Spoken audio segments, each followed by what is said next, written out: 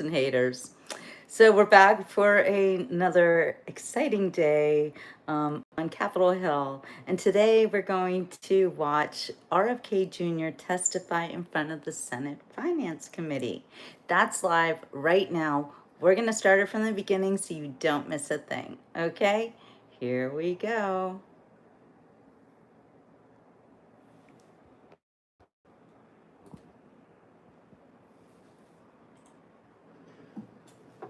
This hearing will come to order.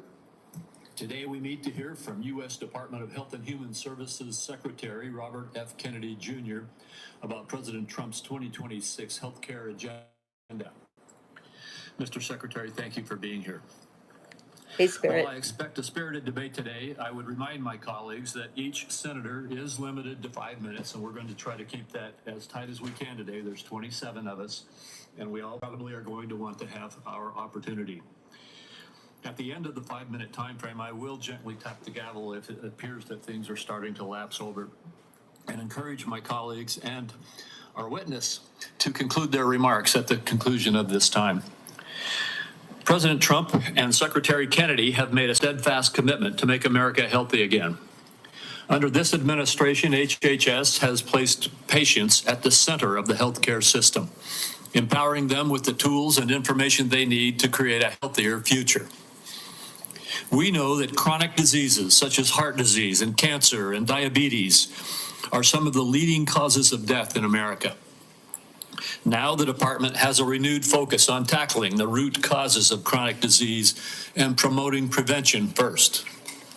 I look forward to exploring ways that the federal government can further align payment incentives to support healthy living and fight chronic disease. The administration has also prioritized efforts to end waste, fraud, and abuse in our federal health care programs, including through eligibility and enrollment verification. This critical work is not just about saving taxpayer dollars. It's about restoring trust and ensuring vital programs like Medicare and Medicaid are sustainable for generations to come. In July, the Centers for Medicare and Medicaid Services, CMS, announced that the agency identified 2.8 million Americans who were simultaneously enrolled in multiple Medicaid or Affordable Care Act exchange plans. Stopping this duplicate enrollment while working with states to ensure that individuals do not inappropriately lose coverage has the potential to save taxpayers $14 billion annually. CMS has also taken steps to provide states with additional immigration information to verify eligibility for federal health care programs. Preserving lifelines like Medicaid for those who are legally entitled under the law will ensure long-term sustainability. Congress has bolstered these efforts by passing the One Big Beautiful Bill. This bill enacts common sense reforms to reduce improper payments and brings needed personal accountability to the Medicaid program. These reforms will protect Medicaid and refocus the program on the most vulnerable patients, those whom the program was intended to serve. The OBBA also created the Rural Health Transformation Program, the single largest investment in rural health care in decades, to help stabilize and modernize the rural health delivery system throughout our country. These accomplishments reflect a vision for a healthcare system that is proactive, efficient, and patient-centered. While many of the issues discussed today may be partisan in nature, this committee has a deep history of bipartisan healthcare accomplishments. I remain committed to partnering with this administration and Ranking Member Wyden to enact policies that realign incentives in the prescription drug supply chain, expand access to telehealth, and ensure long-term stability in our physician payment system. Mr. Secretary, I look forward to hearing from you today about the administration's efforts to make America healthy again and how we can continue to work together to achieve this shared goal. Thank you very much. Senator Wyden. Thank you, Mr. Chairman. As the committee gathers today, get ready for this. The United States is in the midst of a health care calamity. The largest cuts to American health care in the history of This our dude nation. is clearly in the And they midst are of a approaching healthcare like an calamity. avalanche. Last week, most of the senior leadership at the Centers for Disease Control and Prevention were fired or they resigned after refusing to bow to Robert Kennedy's unceasing crusade against vaccines. I traveled across Oregon last month, and the message was the same from one end of the state to the other. Families are confused. They're scared about who to trust about their health care. Robert Kennedy and Donald Trump have done so much to feed that mistrust.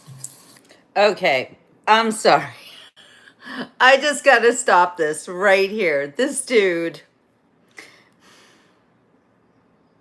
you know, this is the problem with people like this who think more vaccines, more money for big pharma. Don't believe what you hear from your doctor who wasn't brainwashed.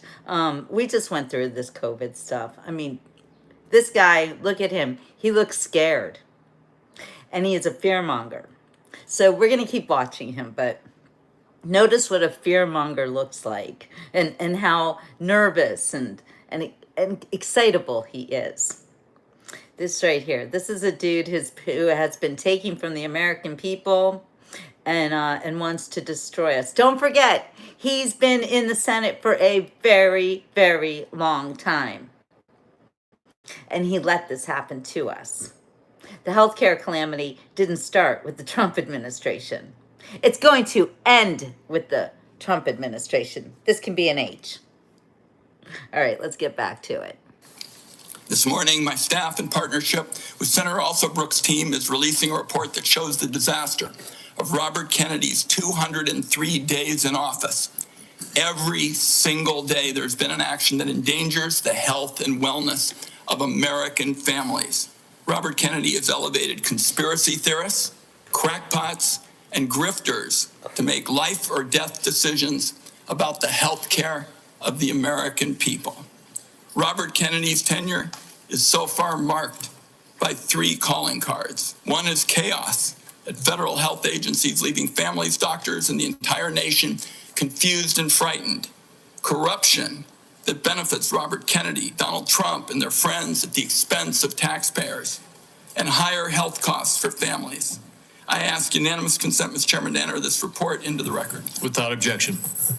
Then there's chaos. It's been obvious from the start that Robert Kennedy's primary interest is to take vaccines away from Americans. During his confirmation process, he claimed to be pro-safety and pro-science, but his actions reveal a steadfast commitment to elevating junk science and fringe conspiracies. His agenda has not been about choices and information for families. Just last week, he threatened doctors that deviated from the new anti-science vaccine guidelines he released that make it harder for pregnant women and children to get the COVID vaccine. And then there's corruption. Robert Kennedy's bizarre statements and actions beg the question, why? Democrats on this committee answered that question months ago. Robert Kennedy can enrich himself and his allies. His family still stands to gain from class action lawsuits against vaccine makers. I know, Jason, it's now, weird. Robert Kennedy fired every member, every single one of the group responsible for making vaccine recommendations to doctors across the country under the false pretense of conflicts of interest. Meanwhile, many of the new members of the panel are outright vaccine deniers who've appeared as paid witnesses in lawsuits against vaccine makers. Their conflicts of interest and ethics disclosures remain hidden under lock and key. If you or someone you love was harmed by the vaccines, especially the COVID vaccine, raise your hand. Signed into law the largest health care cuts in American history to pay for tax breaks for the wealthiest people and massive corporations in our country. Republicans know these cuts are going to hit communities like a wrecking ball. That's why they pushed the most severe cuts until after the election. That's why their members already introduced bills to roll back some of the cuts. Make no mistake, though, those cuts are being felt right now. We're seeing hospitals in Idaho cutting payments, hospitals and nursing homes. Providence Seaside Hospital in Oregon announced they're shutting down their labor and delivery unit. Every family is going to feel the burden of Trump care in America. Premiums are going to spike next year, especially for those who buy health insurance on their own, but the effects will be felt by those who get insurance. Hopefully also we'll hear it today, through Papa. an employer. Congress has an opportunity to extend the Affordable Care Act tax credits that lower the cost of premiums. The Democrats are ready to pass an extension that stops a dramatic premium spike that would force many families to pay double what they do today. Instead of finding ways to help American families pay less for health care, Robert Kennedy is focused on his anti-vaccine mission, fueled by some kind of complex that the consequences be damned. Amid this litany of corruption and chaos, the one point I have to underline is Robert Kennedy puts children in harm's way every single day in America. To my Republican colleagues, I must ask, what line must Robert Kennedy cross before some of you will also join this alarm? This weekend, under the cover of darkness, Robert Kennedy attempted to disappear hundreds of children under his care at Office of Refugee Resettlement facilities. These children here without parents or family were rounded up in the middle of the night and put on planes to Guatemala. Lawyers on the ground described unthinkable scenes. Our staff, some who are here today, were party to this in the middle of the night, and one child said to their lawyer, "Why do they want to send me back? My mom is dead, and my dad abuses me. Why do they want to hurt me?" This was an actual conversation. These actions were illegal. Documents show that many of these children were in the country to escape trafficking in their homeland. Oh my God, they were trafficked to this country. Children. Some kind of rich claim, This dude is sick. claiming from somebody who's flown on Jeffrey Epstein's private jet Wow. on multiple occasions. I don't think Robert Kennedy should be within 1,000,000 miles of this job. Republicans on the committee had a chance to prevent the public health train wreck that Mr. Kennedy has engineered. Everyone voted for him. It is in the country's best interest that Robert Kennedy step down, and if he doesn't, Donald Trump should Try fire him harder, before more loser. people are hurt by his reckless disregard for science and the truth. I also would like to note Senator Cantwell You has wouldn't joined know the us truth if it in this bit you in effort. the ass. I hope, at the very least, Robert Kennedy has the decency to tell the truth this morning. Mr. Chairman, I have a procedural request I'd like to make at this time. It's a short one. Proceed. Thank you, Mr. Chairman. Mr. Chairman, it's unfortunate that I have to say this, but this is a witness who has lied to members of the Senate Finance Committee. In response to over 35 written questions, including from me, he said, and I quote, Dude, almost that every he word would out of your do mouth is a nothing lie. as HHS secretary that makes it difficult or discourages people from taking vaccines. That was clearly not true. His unprecedented unilateral actions to restrict access to COVID vaccines, that alone proves it. He That tried alone to fire proves the a lot. Senate-approved CDC director after she chose the truth over what I consider his delusions. Yeah, His he's reading prepared his testimony lies, even exactly. today includes the debunked lie that 500,000 children disappeared under the Biden administration's Oh, that's a watch. lie. A lie that the Trump administration is using as a pretext to hunt immigrant children and their families. Wow. So, my request, Wow. Mr. Chairman, and I think it is unfortunate that I have to do this, but given the unprecedented nature of the witness's behavior, I would ask now that the committee formally swear in Robert Kennedy as a witness. Senator White and I will personally object and will reject your request. We will treat this witness as we treat all of the other administration witnesses who come before Good us. for you. And let me just say again, as I said in my opening remarks, we will have some partisan disagreements today. We're having partisan disagreements right now, and I am having partisan disagreements with you on your characterization of the facts. The bottom line is we will let the secretary make his own case in his opening statement.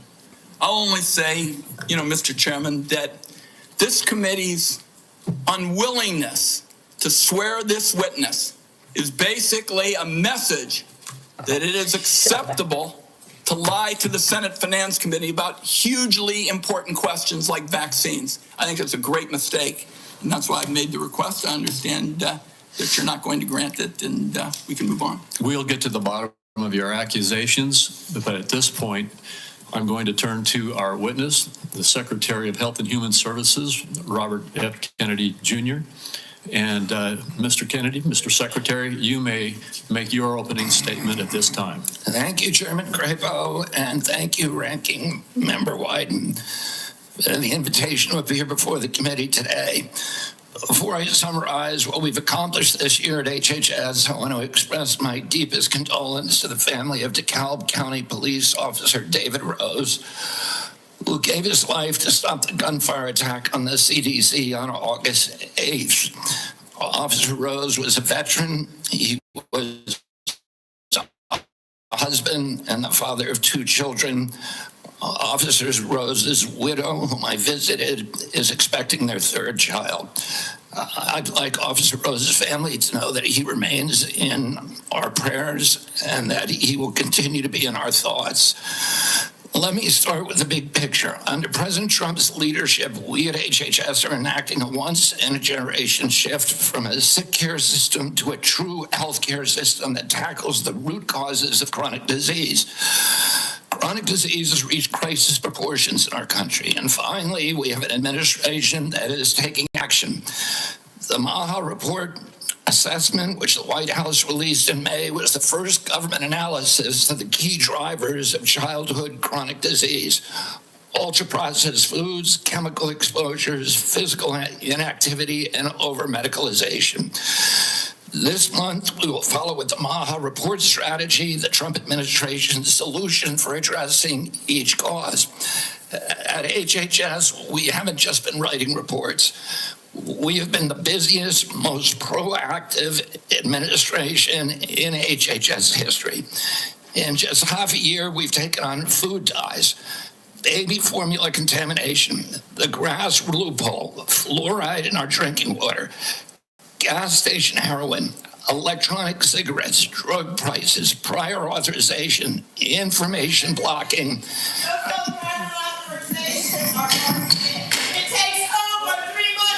Are you kidding me? Senator Kennedy, do you know something? The committee will come to order.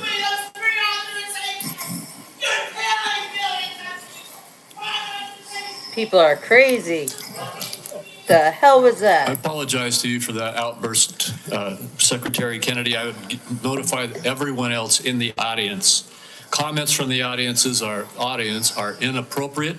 If there are any further disruptions, the committee will recess until the police can restore order. Wow. Mr. Secretary, please proceed. He is doing As I awesome, was saying, Jason. prior authorization, information blocking, and healthcare interoperability. We're ending gain-of-function research, child mutilation, and reducing animal testing. We are addressing Thank cell God. phone use in schools, excessive screen time for youth, the lack of nutrition education in our medical schools, sickle cell anemia, hepatitis C, the East Palestine chemical spill, and many, many others. Wonderful. At FDA, we are now on track to approve more drugs this year than at any time in history. I'm also proud to say that HHS under President Trump is doing more with less. We have taken measures to fight waste, fraud, and abuse. Just by eliminating duplicative enrollments in CMS, we are saving taxpayers $14 billion a year. Meanwhile, we are expanding access for people who need it. We are ending racist diversity, equity, and inclusion practices and instead focusing on aiding low-income and vulnerable families, regardless of their race, which was the original intent of Title X. We're also pouring $1 billion into Head Start and the Administration for Children and Families. Compassion need not be the casualty of efficiency. I'd like to highlight some issues that have not gotten media attention. First, we are doing our part to fulfill the President's commitment to stop human trafficking, especially of children. We inherited a terrible humanitarian crisis from the previous administration with its open border policies, which allowed the appalling loss of 476,000 unaccompanied children. We have implemented policies now to ensure that appalling tragedy can never happen again. We have knocked on 82,000 doors and located 22,000 of those children. I promise you that we will do more in the next 3 years.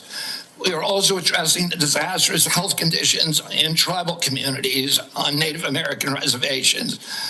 I've met face-to-face with tribal leaders in dozens of communities and tribes in Alaska, Arizona, Idaho, New Mexico, and elsewhere. And I look forward to making HHS resources more available to those communities. One of the most significant initiatives under President Trump is the Rural Health Transformation Fund, part of the president's big, beautiful bill, which will provide the greatest investment of federal money into rural health care in history. Finally, I would like to address the recent shakeups at CDC. These changes were absolutely necessary adjustments to restore the agency to its role as the world's gold standard public health agency with the central mission of protecting Americans from infectious disease. CDC failed that responsibility miserably during COVID, when its disastrous and nonsensical policies destroyed small businesses, violated civil liberties, closed our schools, caused generational damage in doing so, massed infants with no science, and heightened economic inequality. And yet all those oppressive and unscientific interventions failed to do anything about the disease itself. America is home to 4.2% of the world's population, yet we had nearly 20% of the COVID deaths. We literally did worse than any country in the world.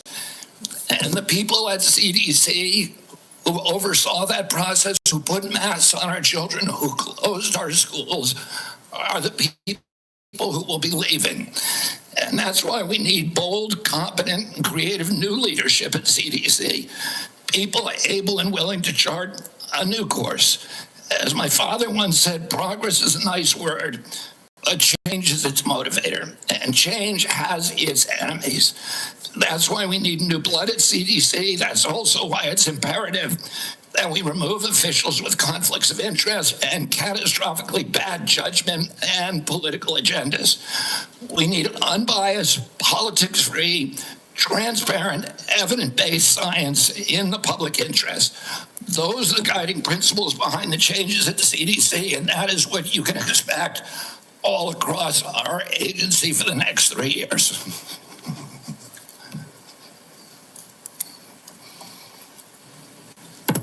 Thank you very much, Mr. Secretary. I'll begin with the questioning. And one of the first things I'd like to talk to you about is actually something that is under the auspices of CMS. And I was last night about this. I'm sure you're very familiar with it, though.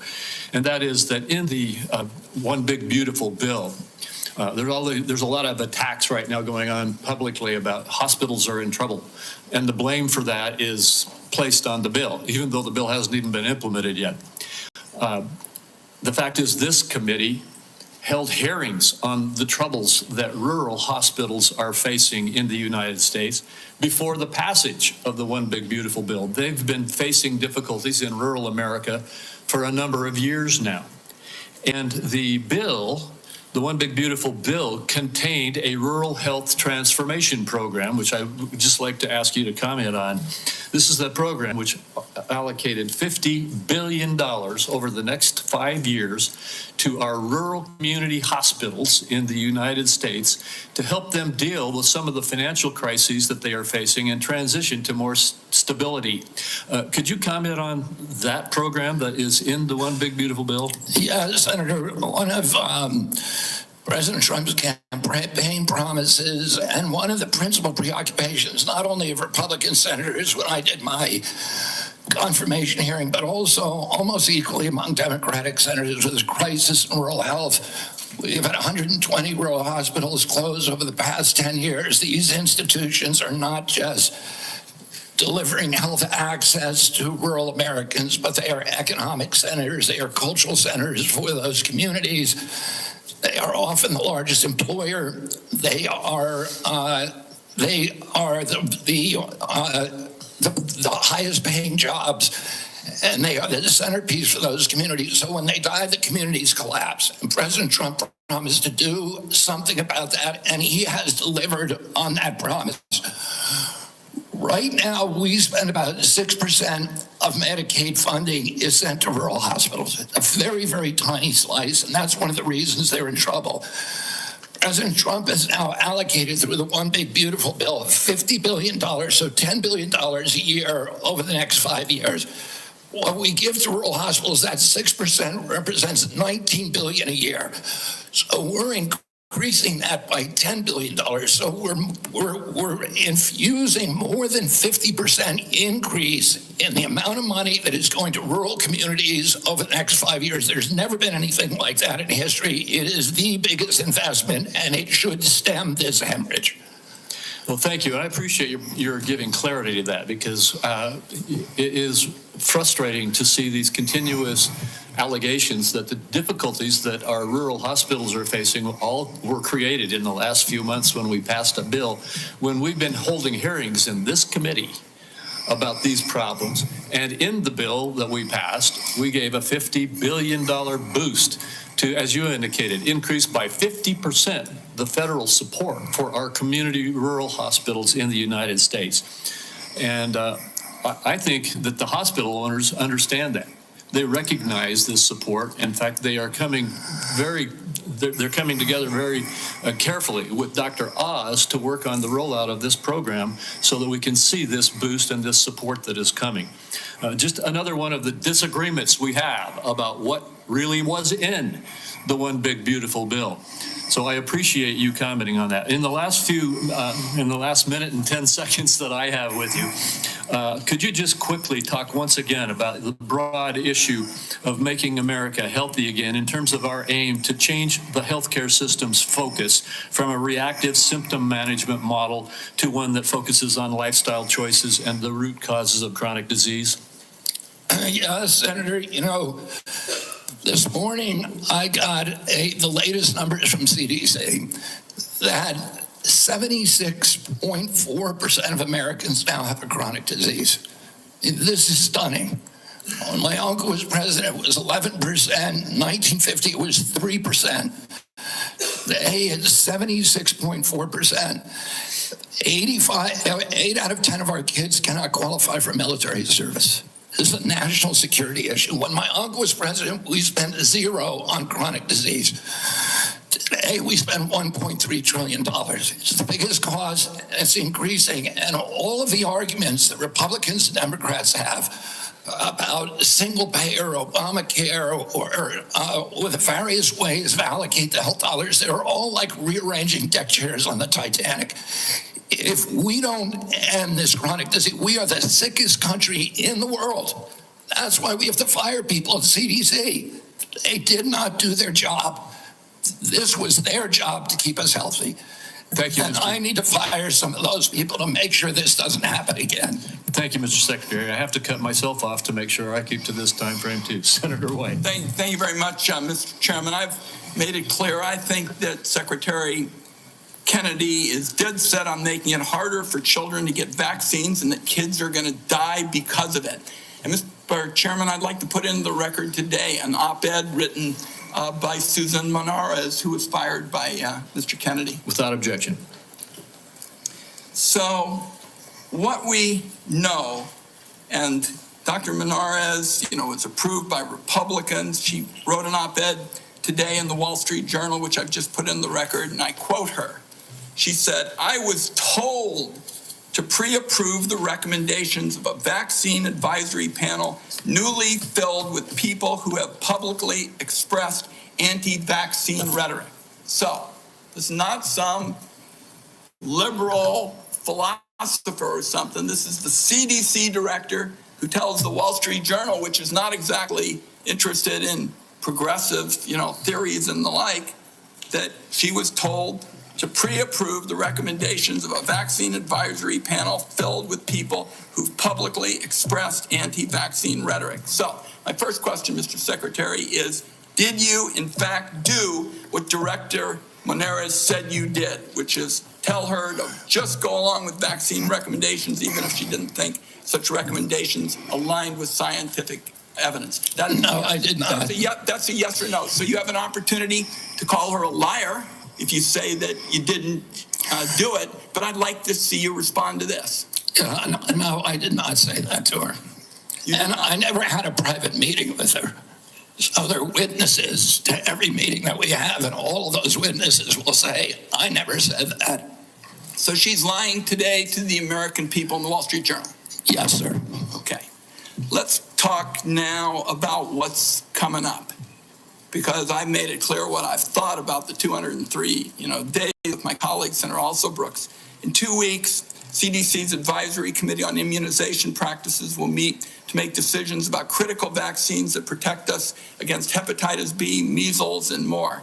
The committee's got a profound impact on vaccine access, but these aren't ordinary meetings. You've stacked the deck to ensure the panel bends to your views. In June, you fired all 17 committee members who are respected scientists and doctors.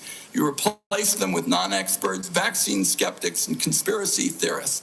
As a result, this critical advisory panel has lost scientific credibility. After years, colleagues, we spent so much time not looking at this as Democrats and Republicans, but as good science and scientific, credibility. And now the American Academy of Pediatrics has warned that the committee is being politicized at the expense of children's health. American Academy of Pediatrics, you think they're lying too? I think the American Academy of Pediatrics is gravely conflicted. They get, their biggest contributors are the 4 largest vaccine makers. They run a journal, Pediatrics, which they make a lot of money on, that is completely dependent on pharmaceutical companies. So I wouldn't put a big stake in what they say that benefits pharmaceutical interests. Senator, I didn't politicize ASAP. I depoliticized it. The Congress has been investigating ASAP. All over the country, Mr. Secretary, scientists and doctors are saying otherwise. They're all wrong, too. They're all lying, according to you. The scientists and doctors are supporting me all over the country.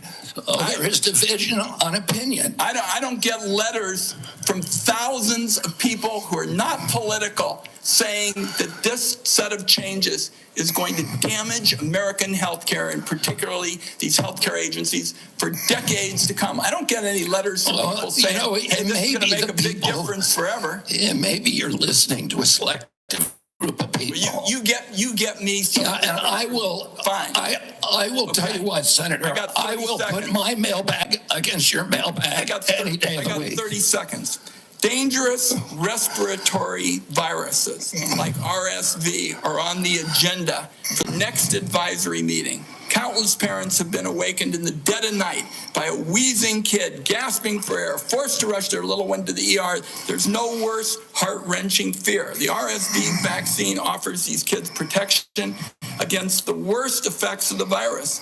But now it looks like you're on a crusade to make infants and babies more vulnerable to the terrible illness. That's what we're doing with the COVID changes.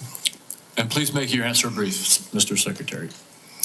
I've said that. The position is indefensible. I think it's possible. Congress has been investigating that committee for 23 years because it is pervaded with conflicts of interest. What we did is we got rid of the conflicts of interest and we depoliticized it and put great scientists on it from a very diverse group. Let me close very pro-vaccine. Let me close with this, because like Senator Crapo, I'm a few seconds over. I don't think, Mr. Secretary, this is about you and me. This is about kids being pushed in harm's way by reckless and repeated decisions to get scientists and doctors out of the way and allow conspiracy theories to dictate this country's health policy. I don't see any evidence that you have any regrets about anything you've done or plans to change it. And my last comment is, I hope that you will tell the American people how many preventable child deaths are an acceptable sacrifice for enacting an agenda that I think is fundamentally cruel and defies common sense. Thank you, Mr. Chairman. Do I got a reply? Or Senator, you've sat in that chair for how long? 20, 25 years, while the chronic disease in our children went up to 76%. And you said nothing. You never asked the question why it's happening. Why is this happening? Today, for the first time in 20 years, we learned that infant mortality has increased in our country. It's not because I came in here. It's because of what happened during the Biden administration that we're going to end. I'm going to let Senator Wyden respond briefly to that, and then we're not going to go over like we just did. Defend this committee on a bipartisan basis. Colleagues, my cabinet secretary says that we have no interest in chronic care. Mr. Secretary, Mr. Chairman, could we have regular order, we are please? in the process of turning around the Medicare program with the chronic care bill that Chairman Hatch, when he was chairman, and this committee put together on a bipartisan basis. All right, we're going to proceed. And I just want the rest of the members to know, I gave Senator Wyden as ranking member some leeway there, but we're going to stick to the 5 minutes. Senator Grassley. First of all, thank you. I have asked HHS secretaries in the past to fully utilize the Rural Community Hospital Demonstration Program under Medicare. The program has been underutilized. In May, the CMS filled the open slots. Thanks to your agency's work, there's been 10 more rural hospitals in the program. It's important that the federal government uses every tool possible to help rural hospitals, and thank you for making that possible. Now to my questions. Back in January, during your confirmation hearing, you told me that you agreed to leave farming regulations to the Department of Agriculture and EPA. Do you think that any comments you have made since your confirmation on topics dealing with agriculture are consistent with what you said in January, that USDA and EPA ought to be regulating farming, and that the Department of Health and Human Services should not seek to regulate farms, the tools they use, or the markets that they sell into? Yes, Senator, we are working very, very closely with Brooke Rollins and with the agricultural community. We've met with over 140 farm interests over the past 3 months to incorporate them to make sure that the MAHA agenda is consistent with their agenda. We are producing the best food in America, that we're protecting our soils and our soil microbiome, and that we're protecting all kinds of farmers, including those who want to transition to regenerative agriculture. We're consulting every stakeholder in the farm community in everything that we do. I just raised the question because farmers in my state have been concerned about some of the things you're saying. Senator, I can't hear you. I'm sorry. Some of the farmers in my state have been raising questions about some of the things that they think you said, whether it was out of context or not. I just thought I'd raise this question so that you would keep by what you told us back in January at your confirmation hearing. Now, Senator Durbin and I have a bipartisan bill that requires price disclosures on TV ads. Price transparency is important in drug advertisement. I know that President Trump, Vice President Vance, and you are all supportive of this effort. When can I expect action from this administration on requiring drug companies to publish the price of drugs in their TV ads? And just in case you would tell me that you don't think you have that authority, can you help Senator Durbin and I on our bill so that we can ensure that you have legal authority to require price disclosure? Senator, I think it would be good for us to talk about this offline.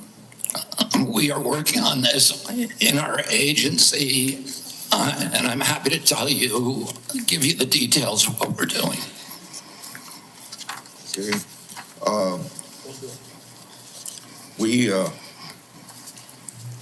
I've got a question here on transplant. Senator Kennedy and I have been working, or Senator Senator Wyden and I have been working on this. For nearly 2 decades, I've engaged in a bipartisan oversight of the organ transplant system. HRSA has developed a tool to combat transplant line skipping. I hope that you can take steps to make sure that these steps are being taken by HHS and HRSA to curb transplant line skipping. On July the 2nd, Senator Wyden and I wrote you a letter highlighting cases of OPOs in Mississippi and Kentucky. In each of these cases, OPO allegedly tried to harvest organs from patients still showing signs of life.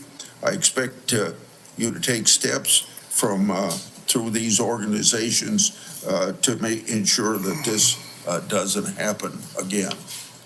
We have mounted a major investigation of misconduct, of illegal behavior, of organ harvesting, of living people, of line skipping, of favoritism, of all kinds of scandalous behavior inside the organ procurement organizations. We have already ended the contract, terminated the contract to the sole source provider. We are reorganizing the entire industry so that this can never happen again. I'm happy to go into the details with you if I had more time. Thank you. Senator Cornyn. Mr. Secretary, the United States spends approximately 18% of our GDP on health care, and yet by most accounts, we rank roughly 10th in the world in terms of a health care outcome. Our Democratic colleagues seem to think the more money you spend, you're necessarily going to improve those outcomes. But at the same time, we have the two major drivers of our national debt, Social Security and Medicare, while we spend more money on interest on the national debt than we do on defense of the nation, which is an unsustainable trajectory.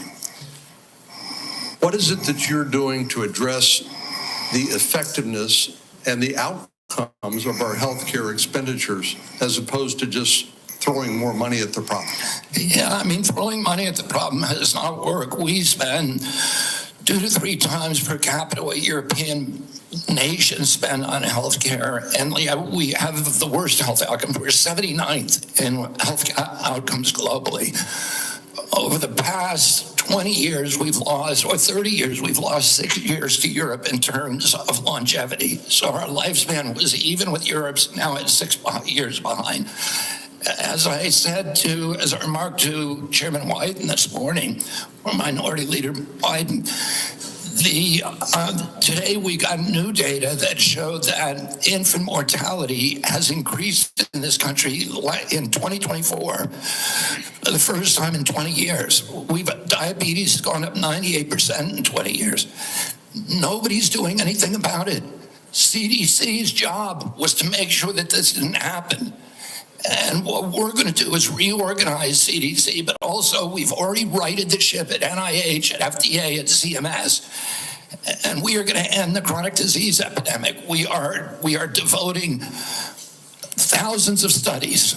We're going to devote to identifying the causes, and we're eliminating them. And we're already starting. We're not waiting for everything to come in. We are starting now. We're doing this with food dyes, with grass standards, with dietary guidelines. We're going to get better food and better health to the American public because it's chronic disease that is bankrupting us and destroying our national security.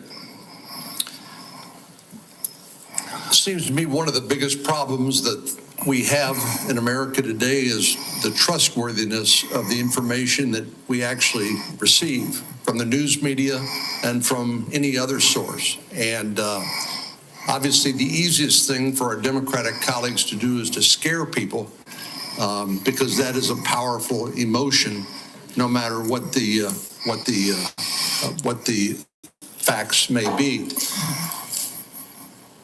Do you believe COVID-19 was politicized? Yeah, the whole process was politicized. Senator, I mean, we were lied to about everything. We were lied to about natural immunity. We were lied to about, we were told again and again the vaccines would prevent transmission, they prevent infection. It wasn't true. They knew it from the start. It wasn't true because that's what the animal studies and the clinical trials showed. We were told that there was science behind cloth masks. The CDC allowed the teachers union to write the order closing our schools, which hurt working people all over the country, and then pretend it was science-based. All of these issues, and then I can show you, like, for example, Chairman Wyden was talking about me politicizing ACIP, but during COVID, probably the most famous scientist on ACIP was Martin Kulldorff from Harvard, the great, world-renowned epidemiologist and vaccinologist. And he criticized the COVID booster mandates. They ejected him from COVID because he wasn't in the orthodoxy. The two biggest health officials at FDA during COVID, Dr. Gruber and Dr. Krause, criticized the Biden mandates, vaccine mandate. President Biden said in August, I would never take that vaccine, the Trump vaccine. And he came in, he mandated it, and then he fired the two top health officials at FDA who said, hey, this thing has not been properly tested. So the whole process was politicized, and even today. So let me, in 15 seconds, so I think you answered yes. It was politicized. And I have concerns that when you look at some of the conflicts of interest in peer-reviewed articles in professional journals, and when you point out that even some of the physician associations are conflicted because of the money they get from the pharmaceutical industry, are you committed to trying to make sure that we use the best science and separate and eliminate politics as much as possible? That is what my job is. That's what my mission is. Eliminate the politics from science. Senator Bennett. Mr. Secretary, in June, you fired every member. Mr. Secretary, Mr. Secretary, may I have my time back, Mr. Chairman? Thank you. Mr. Secretary, thank you for your attention. In June, you fired every member of the well-qualified panel that was charged with recommending vaccines to the CDC. No one in your job has ever fired every committee member all at once. That month, you told the American people that you were, quote, going to bring great people onto the ACIP panel, not anti-vaxxers. Are you aware that one of the people you put on the panel, Dr. Robert Malone, claimed that the commonly used mRNA vaccine, quote, causes a form of AIDS and can damage children's, quote, brains, their heart, their immune system, and their ability to have children in the future? Yes or no, Mr. Kennedy? And Dr. Malone is one of the inventors. Yes or no? Yes or no? Were you aware that he had that view when you appointed him to this panel? Dr. Malone is one of the inventors. As I said, Dr. Malone is one of the inventors of the mRNA vaccine. So he knows a lot more about it than I do. Mr. Chairman, that statement is not true that Dr. Malone made, just as it wasn't true when you wrote that, quote, African AIDS is entirely different from Western AIDS. Are you aware that another one of these new members, Dr. Levy, wrote that, quote, evidence is mounting and indisputable that mRNA vaccines cause serious harm, including death, especially among young people? Yes or no? Are you aware that he said that? I wasn't aware he said it, but I think I agree with it. You agree with it? It's not true. It wasn't true when he said it. It is not true when you said it. Secretary Kennedy, later this month, your new panel will meet to consider changing vaccine recommendations for American children. In addition to the COVID-19 vaccines, they are set to review recommendations for the hepatitis B vaccine, for measles, for mumps, for rubella and varicella vaccine, and the RSV vaccine. These are common back-to-school vaccinations for children all over the industrialized world. If you change that, you owe parents in Colorado and across the country the benefit of some transparency, I think. If your panel recommends changing the vaccine schedule for children, do you anticipate that fewer children will receive these common vaccinations, yes or no? What I would say, Senator, The obvious answer is yes. Should parents and schools of Colorado be prepared for more measles outbreaks as a result of that, Mr. Secretary? Senator, How about more mumps outbreaks? I do not anticipate a change in the MMR vaccine. ACIP is an independent panel. So, well, it's a panel you just put those folks on. Far from what you said, they're people with ideas that are completely outside the mainstream. You mean out of the pharmaceutical paradigm? Let me just say, Mr. Secretary, all these vaccines that we're talking about today are free and accessible to parents today in America who have the freedom to be able to make that choice for their children. Will that be true after your handpicked panel makes their judgments about these vaccines? I think that parents should be free to... I know you said that before. I do too. But there are choices. So will they be just as free after these? I assume they will be. I will hold you to that, Secretary Kennedy, because this is not a podcast. It is the American people's health that's on the line here. This is the last thing, by the way, our parents need when their kids are going back to school, is to have the kind of confusion and expense and scarcity that you're creating as a result of your ideology. I think it's critical for you to share the evidence that this panel will rely on. Will you give the American people 6 months or 6 weeks in advance the record that they're going to rely on to make these decisions? Will you make it transparent for the American people? All the evidence is transparent. Will you make it in advance transparent for the American people so they can comment on it? All the evidence is transparent for the first time in history, and you were never there complaining when the pharmaceutical companies were picking those people and then running their products through with no safety testing. You can characterize it any way you want. I quoted them today. What I said was accurate. What you said were lies. You described people moving the Titanic. Are you saying that the mRNA vaccine has never been associated with myocarditis or pericarditis in teenagers? I am simply. Is that what you're trying to tell us? I am simply trying to say that the people that you have put on that panel, after firing the entire. You're evading the question. No, I'm asking the questions here, You're Mr. evading Kennedy. that question. I'm asking the questions, I Mr. asked Kennedy. You a question. I'm asking the questions for Mr. Kennedy on behalf of parents and schools and teachers all over the United States of America who deserve so much better than your leadership. That's what this conversation is about, Mr. Chairman. Senator, they deserve the truth, and that's what we're going to give them for the first time in the history of that agency. Senator Cassidy. Thank you. I'll try and restore a little calm here. And I'm approaching this as a doctor, not as a senator. I am concerned about children's health, seniors' health, all of our health. And I applaud you for joining the president in a call for radical transparency. Thank you for that. I said yesterday, I believe it, that President Trump deserves a Nobel Prize for Operation Warp Speed. If he had been President Obama, he would have gotten it.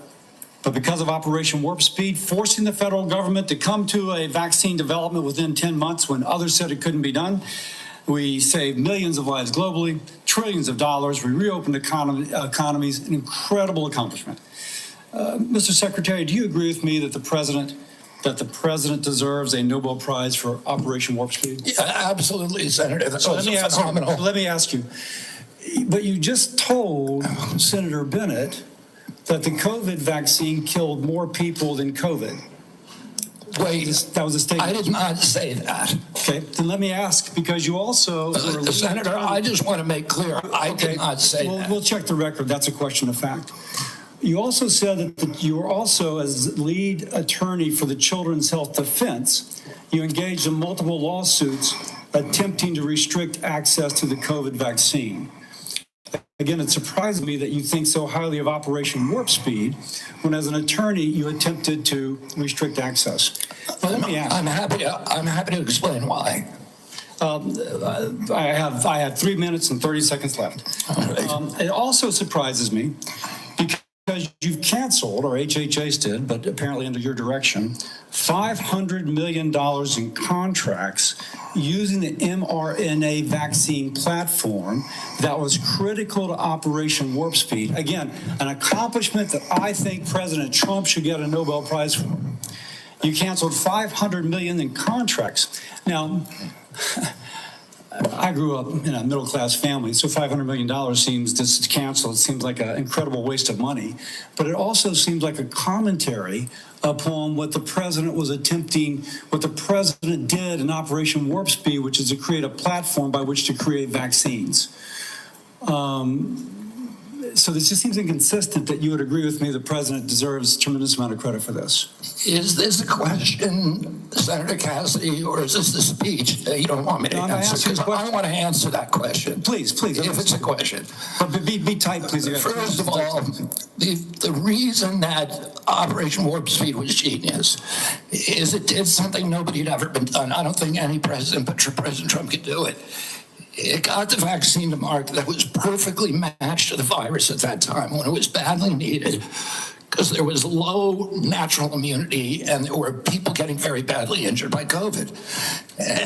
But it was also brought in therapeutics like hydroxychloroquine and ivermectin and protocols for treatments.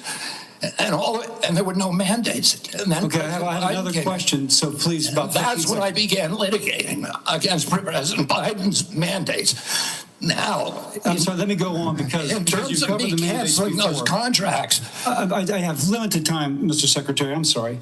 You called for, and rightly so, that we should restrict participation in agencies for those with conflict of interest. I would like to submit for the record a evaluation of the conflict of interest of those who are on the ACIP and the Vaccines and Related Biologic Products Advisory Board. It was not 97% as alleged, rather it was 6.9%, and it was 1.2%, I think, for the other panel. Without objection. Now, I am concerned, though, because many of those whom you have nominated for the ACIP board, excuse me, can I have my time back? Yes. Yeah. What I am concerned about is that many of those whom you've nominated for ACIP have received revenue as serving as expert witnesses for plaintiffs' attorneys suing vaccine makers. Now, one of my colleagues in another setting alleged that you seem more interested in settlements than science. If we put people who are paid witnesses for people suing vaccines, that actually seems like a conflict of interest. Real quickly, do you agree with that? No, I don't. It may be a bias, and that bias, if disclosed, is okay. But it's not a financial. It's not a financial conflict. It's not a financial. Let me finish up. Let me finish up. You also told Senator Wyden at the outset that you didn't want to take vaccines away from people. And as I conclude, I would like to say this. Because of the conflicting recommendations made about COVID. This is from Eric Erickson, good conservative out of Atlanta, Georgia, occasionally gives me hell. My wife has stage 4 lung cancer. She's one of the people the COVID vaccine actually helps. Thanks to the current mess at HHS, CVS is unable to get her vaccine. Secondly, an email from a physician friend of mine. Hey, Bill, I'm not even sure what I'm asking you, but we're all confused and concerned about who can get the COVID vaccine. We are having our attorney try and render an opinion, but there's no firm guidance and concern about liability if vaccines are given to a patient requested but not on the current CDC list. Pharmacists are requiring a prescription now even for patients over 65, creating a huge headache. I submit these for the record. Without objection. I would say effectively we're denying people vaccine. Senator Cantwell. You're wrong. Thank you, Mr. Chairman. Following up on that same line as Senator Cassidy, because that's exactly, I represent one of the most science-based states in the country. That is percentage of scientists per capita. And at your confirmation hearing, we asked about this, whether you would follow science. You've made a statement here today in your testimony that you would follow science, and yet you're not following science, and that's what Senator Cassidy's question was. It's a simple yes or no answer. Do you think the president deserves to get a prize for warp speed in the mRNA technology that saved so many lives? And you won't answer that question. I answered it. No, you're saying that there are problems with what was interpreted. You could say yes. Do you say I said the yeah. You president say deserves a Nobel Prize, but our mRNA vaccines that we're working on, the ones that we canceled, which are for upper respiratory infections alone, you are those. You canceled $500 million of research because the mRNA technology is about continuing the research to be ready for the next flu, influenza, the next pandemic, and you have to do the research. I'm happy to have a detailed discussion with you about it. You're so wrong on your facts. You're interrupting me, and sir, you're a charlatan. That's what you are. You're the ones who conflate chronic disease with the need for vaccines. The history on vaccines is very clear. This is the 20th century. That's how many people had vaccines and had illnesses. This is the 21st century. This is the decrease, 99% down to 100%. This is what was delivered with vaccines, and you don't want to support that. You don't want to support that evidence. So yes, the governors of the West, Washington, Oregon, and California, will take up the efficacy of science. Yes, the University of Washington will deliver the science that America will depend on, because you don't want to depend on it. And his own Surgeon General of the Trump administration said over 2 million lives were saved because of the mRNA technology, and you don't want to continue that. You don't want to continue that technology. So what country is going to now take up that technology lead? What country is going to do that? Leaving us more vulnerable to some other country, keeping the advantage on having the best technology. So I'm telling you, I represent a state that's about technology. I have two other quick questions for you. These questions or statements? Because I can answer that question if it's actually a question. Do you believe in having the ACA and the support for the ACA that is about to expire? Do you believe in doing something about that? In terms of the enhanced premium tax credits? Yes. Well, the Democrats had two chances to make them permanent, and they didn't. And they didn't for a reason. We're the ones who delivered it. So I'm just asking yes or no, do you want to do something about this? Yes or no? I want to fix the system, and that's what we're doing, fixing systematically to make premiums lower. That's what President Trump wants to do. Do you think the women on the steps of the Capitol were a hoax yesterday? I don't know about any women on the steps of the Capitol. The women who were talking about Epstein, do you think they were a hoax yesterday? Do I think they were? Do you think they were perpetrating a hoax yesterday? Perpetuating a hoax? Yeah. I have no idea what they were saying. This is the first I'm hearing about it. You're hearing about the women on the Capitol steps saying that they believe that the Epstein information should be made public? That's the first you're hearing about it? What I'm saying is you are perpetrating hoaxes. You, as this Secretary of Health, so you're undermining the whole healthcare delivery system, and you keep trying to point to chronic disease, but you're not putting solutions on the table to cover more Americans, and you're taking away the science and technology that has made us the leader that has saved, according to the first Trump administration Surgeon General, millions of lives, and you don't want to keep that going. So no, I don't support your continued efforts as Secretary, and I definitely think that our colleagues need to rally around science. If you want the Northwest to continue to lead on all innovation and all healthy people, okay, we'll do that. But it's a sad statement for the rest of America and America's leadership on technology. Thank you, Mr. Chairman. Thank you, Senator Warner. Mr. Secretary, I agree with a lot of my colleagues' statement. I actually had hoped I didn't support you. I thought taking on chronic illnesses was going to be important. I've got two kids, as we discussed when you met, that have chronic illnesses. I'm not sure that the focus on red dye and seed oils are going to fully solve that problem. Of course they won't. I would say this, that seems where your emphasis is. I want to go back to just, again, some basic facts. Do you accept the fact that 1 million Americans died from COVID? I don't know how many died. You're the Secretary of Health and Human Services.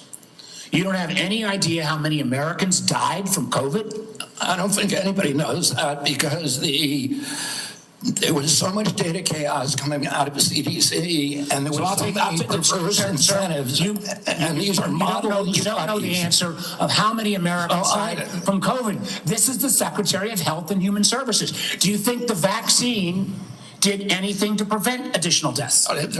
Again, I would like to see the data and talk about the data. You have had this job for 8 months, and you don't know the data about whether the vaccine saved and lives? that's the problem, is that they didn't have the data. The data by the Biden administration absolutely dismal. So who is politicizing? You're saying the Biden administration politicized all the data? Go back to what Senator Cantwell just said. Fired Dr. Go to the Trump Surgeon General. They fired Dr. Grau. They fired all the people who questioned the orthodoxy. They fired Dr. Gruber, Dr. Kaus. So, Mr. Chairman, the Secretary of Health and Human Services doesn't matter how many Americans died from COVID. Doesn't know if the vaccine helped prevent any deaths. And you are sitting as Secretary of Health and Human Services? How can you be that ignorant? Like, you know, I remember when we went through the hearing with you, I asked you about community health centers. You didn't know what role they play. I've been visiting community. I'm glad you got to one. I think in April. I tell you what I hear on community health centers, they are terrified, with all due respect to my good friend, the chairman, of the big awful bill, because they are going to lose health care across the board. They already live in food deserts. They can't get to a nutritionist because Medicaid doesn't do enough reimbursement. If you're going to want Americans to get healthier, should they have access to nutritionists? Should they have access to good science about healthy food? Absolutely. Well, then how is that going to happen with the Medicaid cuts that are taking place? There are no cuts to Medicaid. Sir, that is an absurd. There is not a single, some of my Republican colleagues, but there is not a single study that does not, and I can tell you, I was in Franklin, Virginia, a couple days ago. The rural hospital is going to close. The hospital system was so afraid they wouldn't even let me have the meeting there. But that rural hospital is going to close. And they are looking for where those folks are going to go. I mean, you're supposed to be doing health care policy, not being the doctor in residence for all of America. I hope I can just say, I'm still going to trust my doctor rather than your health advice. That's the problem with our state. And obviously, Tom Cotton's going to, who knows who he's going to trust. But let me go back to policy for a couple, so maybe we'll lower the temperature a little bit. I got a bipartisan bill that would be a systemic fix, not a vote buying mechanism when Medicaid's getting cut, what was put in on the rural hospitals. One of the things we could do, Mr. Secretary, is make sure that the folks who work in rural hospitals get 80% reimbursement of what folks get in more urban centers. Would you support that legislation? Are you talking about the area wage index? I'm talking about the area wage index and moving that up to 80%. So there is actually ability to get rural providers. President Trump supports that, and we support. Do you support? You support. Good. So you will work with us to get that passed. Yes. That will increase costs on both Medicaid and Medicare. So you are committed to that. I appreciate that. What about Senator Wyden and I've got a bill because across America. What about what? Hospitals are shutting down on their OBGYN services. Try to have a baby. I don't know about all of my other friend states, but in Southside Virginia, you can't find a hospital. Will you work with us to make sure that before OBGYN services are taken out of a rural hospital, there has to be a process and procedure? I'm happy to work with you on that, Senator, meet with you and see if we can work with you on it. I don't know exactly what the issue is. Well, again, the Secretary of Health and Human Services, who has said he doesn't know how many people died from COVID, doesn't know if the vaccine saved lives, doesn't understand the issue that OBGYN doctors are fleeing rural America because they can't afford it. And with the cuts that are coming up, it's going to be exponentially worse. I would invite you, sir, to come with me to a community health center in Virginia and hear what is on people's mind. They want to get healthier? Absolutely. Count me in. But they also don't want their basic health care removed. Thank you, Mr. Chairman. Senator Langford. Mr. Chairman, thank you. Secretary, good to see you again. As I traveled around Oklahoma during August, it was great to be able to be home. I had several folks that contacted me, and we had some great meetings with some rural hospitals as well. They're looking forward to the $50 billion for the One Big Beautiful Bill that is targeting towards rural hospitals, starting with $10 billion next year. I know you're quickly getting all the instructions out on that. We know that's in process. It was good to be able to visit with them and be able to talk about that. They're very pleased. Thanks for the work you're doing on that. I also met with some of our groups that do incredible medical research on this. I know the NIH grants were held for a while and being studied. Those have been released. And grateful to be able to see that, because there's some amazing medical research that's happening, including some longitudinal studies. And they need those dollars released, so I appreciate y'all getting those released out there. I did hear from a lot of our folks, and I want to talk about one of these issues. From a lot of our hospitals, they immediately raised the issue of Medicare Advantage plans and how they're withholding payments, they're delaying payments back to hospitals, and a problem that's been for rural hospitals. I know y'all are working on that as well. We want to work with you on that. But you and I have spoken on the second issue on that, and it's the pharmacy benefit managers.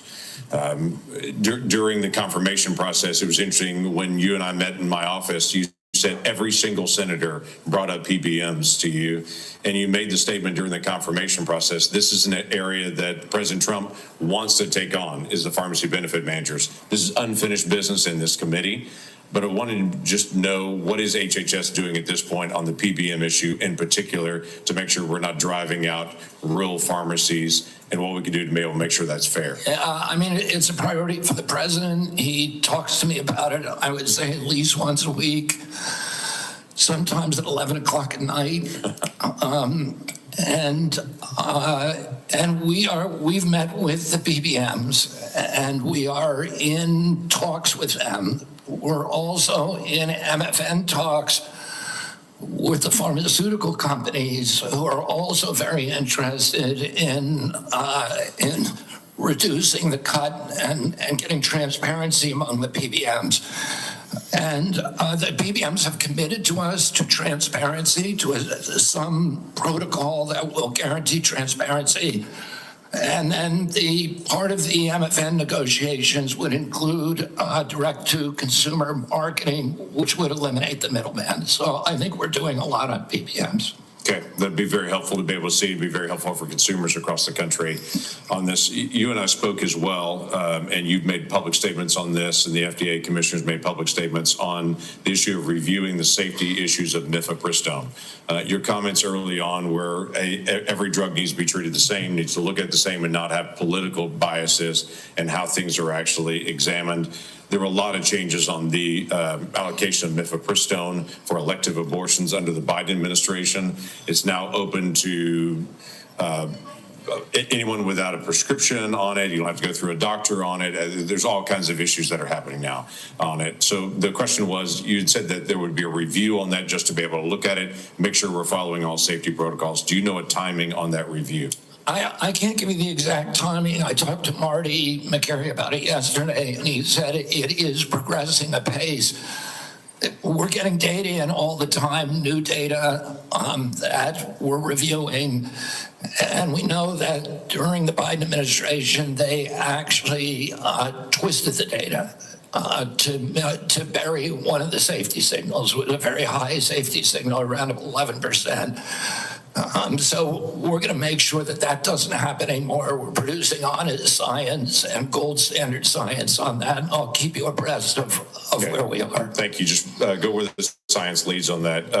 During the Biden administration, the Title X regulation that requires Title X family planning programs recipients to physically and financially separate from abortion activities, their Title X activities, and eliminate them promoting or providing abortion with those funds. That was flipped from the original Trump rule that was done on the first presidency.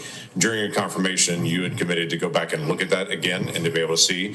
My question is, do you know the timeline for agency action for when that rule on Title X and the separation payments rule will be either reviewed or will actually be reinstated to the original Trump rule under his first presidency? I don't know if they're I just don't know the answer to your question, why they're actually reviewing the rule right now. I can tell you that the NGOs that have that issue, that refuse to separate their payments streams and separate their operations, are not getting funded. Okay, well, that was an issue under the law when it first came out, to be able to keep those things separate on it. So look forward to that. Thank you, Mr. Chairman. Thank you. Senator Hassan. Oh, thank you, Mr. Chairman, and good morning, Secretary Kennedy. Just before I ask a question, I did want to note, in response to the Secretary's statement that the Trump administration wants to lower the cost of health insurance, that across the country right now, the median increase from commercial insurers that we're seeing this fall is 18%, just as families are struggling to make ends meet. Now, I want to follow up on a line of questioning that Senator Cassidy began. Mr. Secretary, President Trump said that the COVID-19 vaccine produced by Operation Warp Speed was, and these are the president's words, a monumental national achievement. Although I have strongly opposed many of President Trump's actions, I agree with him that Operation Warp Speed in 2020 was a monumental achievement. Unfortunately, you are undermining one of the president's biggest achievements, which, as the president said, saved millions of American lives. You even went as far as to call President Trump weak for this life-saving accomplishment. Last year, you tweeted that President Trump has a weakness for swamp creatures, and that Operation Warp Speed was among, here's your quote again, the most devastating impact of President Trump's weakness. So, Mr. Secretary, was Operation Warp Speed a monumental national achievement, as President Trump said? For the reason that I already said, and I assume you won't let me repeat, but I'm happy to if you want, yes, it was. Good. Assuming it is a monumental achievement, you've said it was, is it true that, as President Trump has said, he saved millions of American lives with the COVID-19 vaccine? Because you've just expressed great confusion about that to Senator Warner. The only confusion I express is exactly how many lives were saved. I don't think anybody knows that because the data chaos. So multiple studies have shown that the vaccine reduced infections and severe diseases and saved at least 3 million lives in the United States and millions more abroad in the first 2 years of the pandemic. It's possible those are modeling studies. I will also note, just as you've been talking about data and concern about it, the process for COVID vaccine approval was public, it was live streamed, and it was out in the open. Manufacturers and experts have publicly submitted data analysis, and when the FDA has asked for more, they've submitted more. They've done that for years, and the evidence is clear and supports what President Trump has said. The vaccine works, and it has saved millions of lives. Your own process, on the other hand, has not been transparent. You repeatedly choose to ignore data because it doesn't match your preconceived notions and lies. So you have said that the vaccine did save lives. You've said it was a monumental achievement. And given that, if you agree with President Trump that the vaccine saved millions of lives, why have you acted behind closed doors to overrule scientists and limit the freedom of parents to choose the COVID vaccine for their children? Why have you done that? For the COVID vaccine, I was removed by FDA because there was the industry. No, it was behind closed doors. No, it's not and scientists who said they wanted to brief you on the science, scientists who wanted to understand why the FDA, why you unilaterally changed the parameters for giving vaccines, making it possible now, to Senator Cassidy's colleagues' points, that they're going to have to go off-label. This is crazy talk. You're just making stuff up. To prescribe a vaccine for children. I'm not making things up. Do you know how the FDA approval process works and what? Yeah, I do. I know exactly. Do you know what an off-label prescription is? I know exactly how it works. I know exactly how it works. So why behind closed doors? It's not behind closed doors. The industry makes the studies, and they could not provide a study that said that it is effective for healthy kids. So when have you produced the data that you relied on and that this FDA relied on to change those parameters? You did it behind closed doors. No, the data is all public. Now parents who decide that they do want their children to have You're just making stuff up, Senator. I'm not You're just making stuff up. You know, sometimes when you make an accusation It's kind of a confession, Mr. Kennedy. So let's just settle with this. So here's what's going to happen. To Senator Warner's point, to the parents who are concerned all around the country, to people who want to get the COVID vaccine this fall, even if they're under 65, because the boosters have worked, there's been much less serious disease. People do not have the same level of threat and risk from COVID that they used to because of these vaccines. People who want to exercise their freedom of choice are being denied that because you are citing data that you won't produce to the public. And you are rejecting science. You're making things up to scare people, and it's a lie. With respect, I do not think I'm the one making things. You are lying right now, Senator. Senator Barrasso. Thanks, Mr. Chairman. Mr. Secretary, thanks for being with us today. I believe one of President Trump's greatest achievements was his bold and successful actions on COVID. When faced with a global pandemic, he didn't back down. He was determined to find a cure, and through Operation Warp Speed, a vaccine was developed that distributed quickly, safely, effectively, and I believe it saved many, many lives. I think it's a model of American ingenuity and public-private partnership. But this wasn't the first time an American president acted boldly to address disease and vaccines. There's a great book that's out, it's a prize-winning book called The Fate of the Day by Rick Atkinson, and he talks about the courageous efforts by George Washington. During the Revolutionary War, George Washington reversed his opposition to the smallpox vaccine, and he ordered that all the soldiers be vaccinated. It was among the most consequential decisions Washington would ever make. By protecting his troops from smallpox, Washington preserved the Continental Army, which allowed our nation to continue to fight for our independence. And like President Trump, I believe President Washington acted decisively to protect Americans' lives at a time of great national peril. So over the last 50 years, vaccines are estimated to have saved 154 million lives worldwide. I support vaccines. I'm a doctor. Vaccines work. Secretary Kennedy, in your confirmation hearings, you promised to uphold the highest standards for vaccines. Since then, I've grown deeply concerned. The public has seen measles outbreaks, leadership in the National Institute of Health questioning the use of mRNA vaccines, the recently confirmed director of Centers for Disease Control and Prevention fired. Americans don't know who to rely on. In a recent poll said 89% of voters, 81% of Trump voters agree vaccine recommendations should come from trained physicians, scientists, public health experts. So, they believe, Senator Marshall, Senator Cassidy, they believe me when it comes to vaccines. If we're going to make America healthy again, we can't allow public health to be undermined. So could you explain what steps you're going to be taking to ensure vaccine guidance is clear, evidence-based, and trustworthy? We're going to make it clear, evidence-based, and trustworthy for the first time in history. Right now, when I was a kid, I got 3 vaccines. I was fully compliant. Today's children have to get between 69 and 92 vaccines in order to be fully compliant, between maternity and 18 years. Only one of those 19 vaccines, 92 doses, only one of those vaccines has ever been tested against an inert placebo. And what we're doing now is any new vaccine that before it's approved and licensed will have to demonstrate safety against an inert placebo. And we're going to go back and do observational studies on the existing vaccines to see if they're linked to any of these chronic disease epidemics so that people can understand the risk profile of those products and make good assessments for their own health. So in 2 weeks, vaccine experts at the CDC are going to meet to discuss childhood vaccine recommendations. Parents and physicians depend upon this guidance to make decisions and to keep kids safe. And as I said, I support vaccines.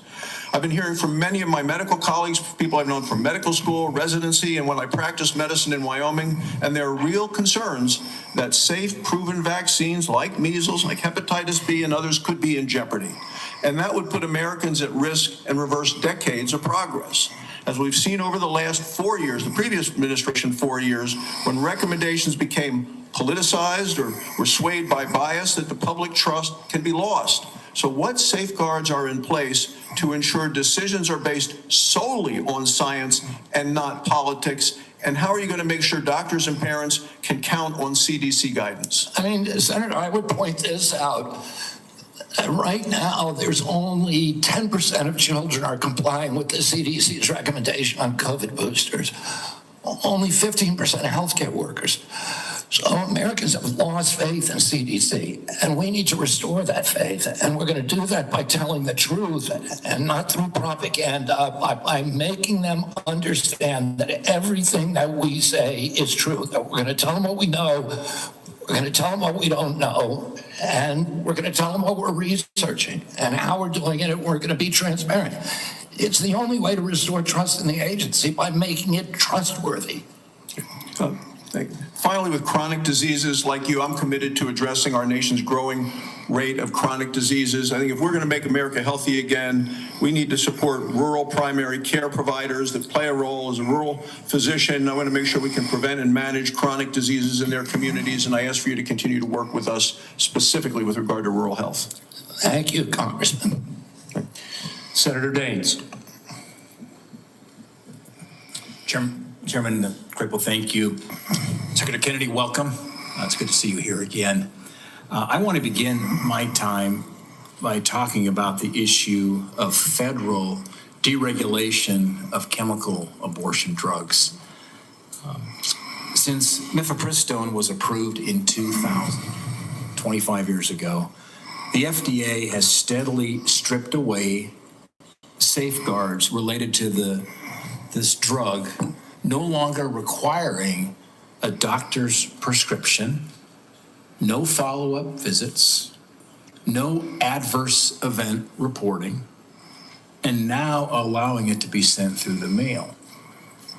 Earlier this year, there was a new study that analyzed 865,000 real-world insurance claims, and it found that nearly 11% of women experienced a serious adverse event within 45 days of taking mifepristone. To put that in perspective, that is 22 times higher than the FDA's long-standing estimate of less than 0.5%. While these findings alone are shocking, my conversations with those in the medical profession, credible medical professionals, lead me to believe that even this study may indeed underrepresent the scale of the problem. For years, we've heard the misleading and frankly very harmful lie that's being sold to women that this drug is, and I quote, safe as Tylenol. These lies sadly have real-world consequences. Just last year, 2 women died as a result of taking chemical abortion pills because they were able to access them without appropriate medical oversight. And by the way, that's all allowed by the FDA. Mr. Secretary, I am grateful that you and FDA Commissioner McCary have already begun the process of reviewing this new data on the safety of mifepristone. We talked about this during your confirmation hearing. My question is, could you provide any updates on the status like the one that I referenced? I think those are, I don't know if they're going to do an insurance claim study. That's one way to do it. I don't know exactly whether they're doing epidemiological studies or observational studies. I don't know exactly what they're doing, but I know I talked to Marty McCary about it yesterday, and he said those studies are progressing and that they're ongoing. So I will keep your office informed at every stage. Thank you. And I've had a really constructive conversation with the FDA Commissioner as well, McCary, and I mean, here's a very smart, data-focused, sincere type of leader. And we had a really good conversation. I want to encourage those conversations with you, Mr. Secretary, and that there's a follow-up here to make sure that the data that we now have exposed will be studied by the FDA and the appropriate actions considered. Given the legitimate safety concerns surrounding mifepristone and your actions to roll back other COVID emergency measures, will you repeal the COVID era telemedicine allowance, given that we're repealing these COVID era regulations and emergency measures? Would you repeal the COVID era telemedicine allowance for chemical abortion drugs and restore the requirement for an in-person doctor visit? Senator, I need to get back to you on that. I don't know if the White House has yet taken a position on that. We will get back to you this week about that. Okay, all right. Thank you. I want to close with a quick Montana question. Earlier this week, the state of Montana submitted a Medicaid demonstration waiver application to CMS to strengthen the state's Medicaid expansion program. This waiver seeks to require community engagement and enhance cost sharing for working age, able-bodied adults enrolled in the program. I applaud our governor, Gianforte, and Director Brereton for their proactive leadership in this space. My question is, Mr. Secretary, could you commit that CMS will work quickly in its consideration of Montana's waiver application? Absolutely, and it sounds like the kind of waiver that we're looking for. Okay, thank you, Mr. Secretary. Thank you, Senator Johnson. Hey, Mr. Chairman. Secretary Kennedy, first of all, thank you for your willingness to serve and for putting up with this abuse. 5 minutes is even close to refute all of the falsehoods that have been confidently spewed during this hearing. We'll talk about real data here, okay? Well, first of all, thank you for breaking the logjam of information of HHS. My committee's got now over 8 million pages of information. Just in the first tranche, by the way, what we discovered is that the CDC, somebody in the federal health agencies, this interagency communication, hid the signal. They admitted there was a signal on myocarditis, and they hid it. They didn't warn the public. They didn't warn doctors. So that's just one instance of corruption and lies told by the CDC. We've got a lot of others we'll be rolling out, okay? So we held our first hearing in permanent subcommittee investigation on that hiding of the signal myocarditis. We've heard a lot of studies, okay? As I've looked into science, it's been thoroughly corrupted. Here's data, and I'd like to enter this sheet into the record. And I've been publishing this chart for, since really early 2021, when I'm on, for example, talk radio shows and they talk about this, they get deplatformed, or they were, because all the censorship in the Biden administration. Here's the facts.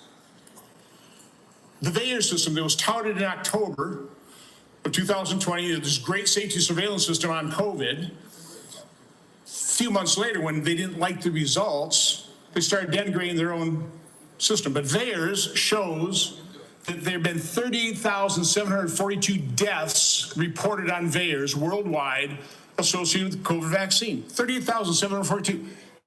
9,252 of those deaths occurred on the day of vaccination within 1 or 2 days.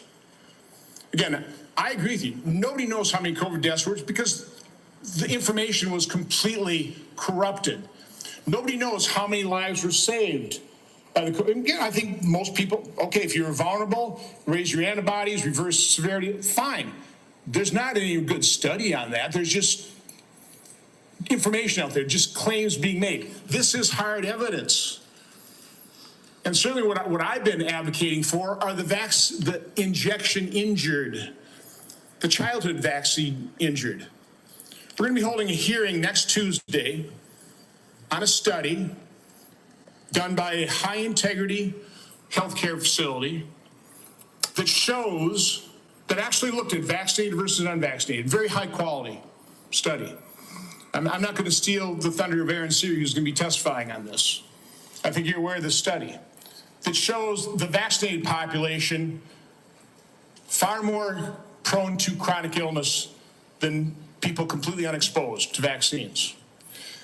That is just one example of how science has been corrupted by the way, the study was conducted, and when they conducted this, oh no matter what the results are, we're going to release this.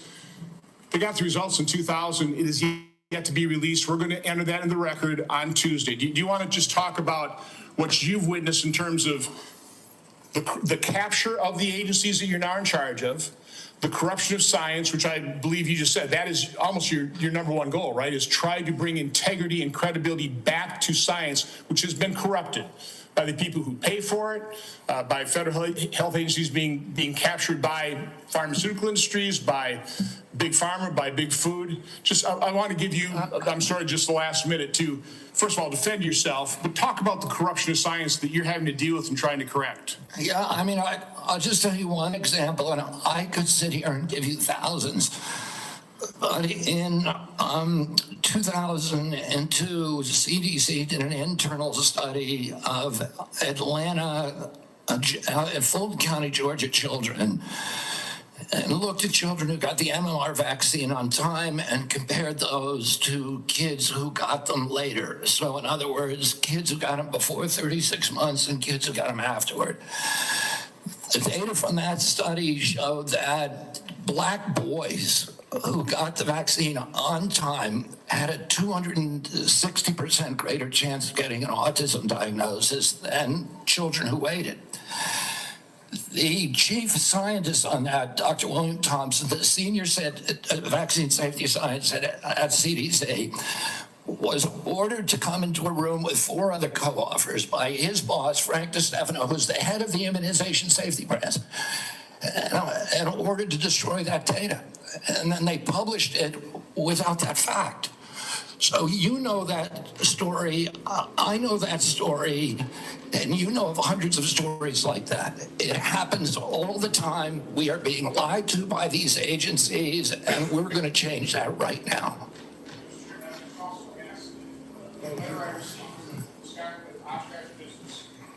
Out of business because of the 50 employee mandate. It's going to be out of business. I just want to enter that in the record as well. Without objection. The committee will take a 5-minute quick break here just to allow just a moment of reset here, and then we'll start right back up again in about 5 minutes.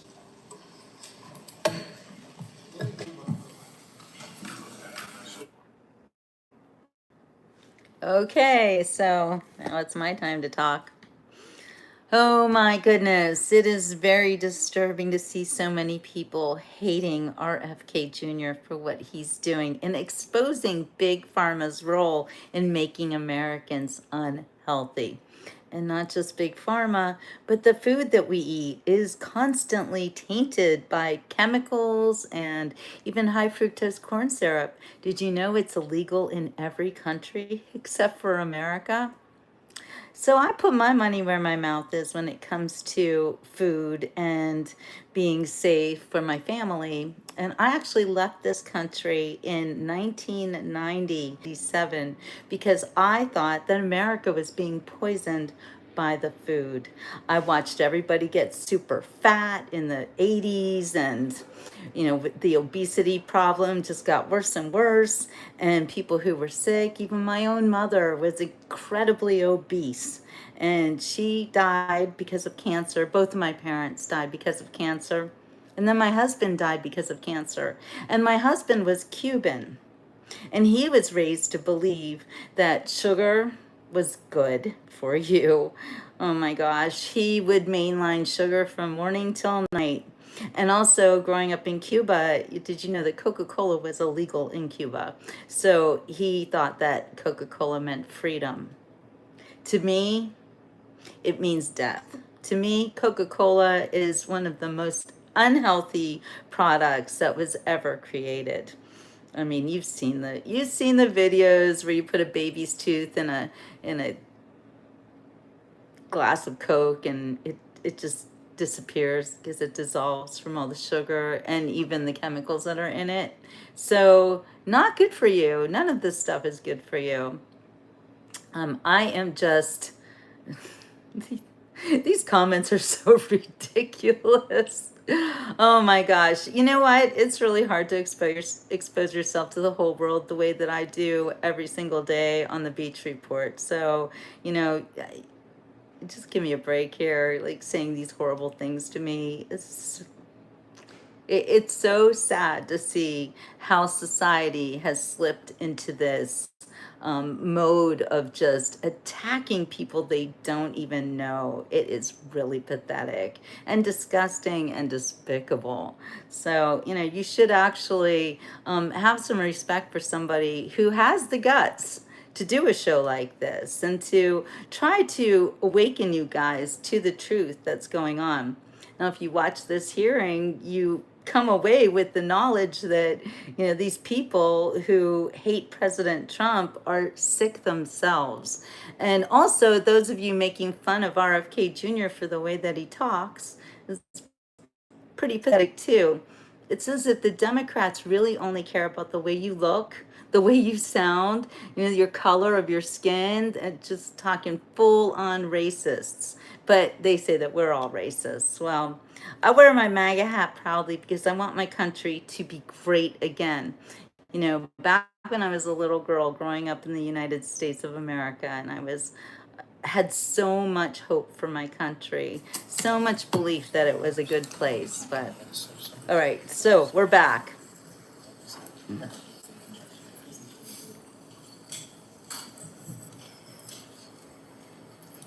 Thank you to everyone. Committee is returning back from recess on this. Senator Whitehouse is recognized for questions. Thank you, Chairman. Oh boy, Sheldon Whitehouse, here we Mr. Secretary, I go. want to talk to you about Rhode Island. When you were last sitting there, here's what I said to you. I want to read it back to you because I want it to sink in. CMS has for years maintained a reimbursement system that the bureaucracy could never explain, never justify, that persistently pays Rhode Island providers less than neighboring Massachusetts and Connecticut providers, a difference of 23 and 26% in our regional healthcare market. Rhode Island's healthcare system is bleeding out because we aren't paid what neighboring hospitals and doctors are paid. And the one act that CMS took on this issue years ago was to make it worse. I raised that with you then. I've raised it since with Dr. Oz. I've raised it with CMMI Director Sutton. I would like to get action from CMS on that. One partial avenue of relief for Rhode Island is the AHEAD program. Rhode Island is a willing voluntary participant in the AHEAD program. Coming behind Rhode Island is Connecticut. What remains to be seen is whether the payment rates agreed to for Rhode Island will suffer the same discriminatory discount with respect to the AHEAD rates for Connecticut as Connecticut comes through. I've been able to get no assurances from CMS that they care one whit about this payment differential or that they see AHEAD as a means of resolving this injustice. Mr. Kennedy, our healthcare system is teetering as a result of this. This is not a casual matter, and I would really like to see you and Dr. Oz and Mr. Dutton put your attention onto this Rhode Island problem. There is no conceivable justification for paying a hospital in Fall River 23% more than Rhode Island Hospital when Rhode Island Hospital provides more and better services, as recognized by the Secret Service, which will take an injured president from Martha's Vineyard to the Rhode Island Hospital Trauma Center, flying right over St. Anne's Hospital in Fall River, yet Fall River gets paid more. It makes no sense, and it has to be resolved. The other problem that I mentioned to you is that I'm now in my fourth round of CMMI directors. It's bloody Groundhog Day, trying to get something done about how end-of-life patients are treated. I'm offering Rhode Island as a willing example of how we can do it better. It is idiotic and cruel to force a family to put their dying loved one through 3 days and 2 nights of a hospital before they can put them in a nursing home. It is equally ridiculous to not allow palliative and curative care to happen together. Providing home care when someone is dying, even if they can still get out of the house or into the yard, is a basic thing to ask. And to have respite care be that somebody comes to the house instead of taking a dying family member to a hospital, that's not even respite. Every single one, Mr. Kennedy, of these waivers has been granted in the past by CMMS and other circumstances. All I want is for somebody to come and work out how we do this in Rhode Island. What is our patient base that we'll do this in? How we put the waivers together? To quote your CMS director, Mr. Oz, he said, as we discussed in your office, we must re-examine how end-of-life care is addressed in this country. I'm offering Rhode Island as an example of how to make it better. I hope you will concede that right now it is not good. So Senator, I everything need you to respond to me. You guys know where to find me. I'm up in the Hart Building. Yeah. I've reached out, we've tried for meetings, and the progress in all three of those areas, fixing the payment gap, getting ahead balanced regionally, and following through on our desire to do good things, improving end-of-life care with waivers you guys have already granted, has gotten me so far no place. And forgive my impatience, a lot of it predates you. I put a hold on Biden nominees because I was getting jerked around by your bureaucracy. I'd like it to end and get some progress. Yeah, you know, Senator, you raised this during my confirmation hearing, and I said to you then, and you were very civil. You raised something that makes a lot of sense to the extent that we have the power to fix it at CMS. I'd like to do it. We've had the same kind of complaints from Vermont. But I said to you at that time, call me and let's go talk about this. You have my cell phone. You can call me anytime. I've never heard from you in 7 months. Call me up. I'd love to meet with you. I'll get Oz in the meeting, and what you're saying, particularly about the end of life, it may be something we can do something about. I want to help, and let me know. We'll try. Forgive my frustration. You've got 30,000 employees. They could have reached out to me. They know where I live. Yes. Sarah Cortez Masto. Secretary Kennedy, thank you for being here. In May, you said, and I quote, "I stand with President Trump to say, no more middlemen, no more foreign freeloaders, no more skyrocketing drug prices. We're putting American patients first and taking on big pharma to make America healthy again." Yet your record tells a different story. In July, Republicans handed big pharma a massive win. Their big, beautiful bill that they just passed shields billion-dollar drugs like Keytruda, the world's top-selling cancer drug, from Medicare negotiation. Keytruda has been on the market since 2014. It pulled in nearly $18 billion last year in the United States alone. It costs patients up to $175,000 a year, draining Medicare of billions and forcing families into crushing debt or to forego life-saving care. And yet you support the big, beautiful bill. So despite the hype with executive orders and Washington Republicans' only drug pricing law days relief for Medicare patients relying on high-cost cancer drugs, meanwhile, Democrats finally have allowed Medicare to negotiate drug prices. I will say that Keytruda, along with Opdivo and Darzalex, the three top-selling cancer drugs, were widely expected to be selected for Part B negotiation in 2026 for 2028 implementation. They are now, because of the actions of this administration, exempt from negotiation for at least several additional years, if not permanently. So my question to you, Mr. Secretary, is how do you justify claiming to take on big pharma while supporting a bill that shields drugs like Keytruda and other cancer drugs from Medicare negotiation, costing seniors and taxpayers billions, and risking the lives of cancer patients who cannot afford their necessary medication?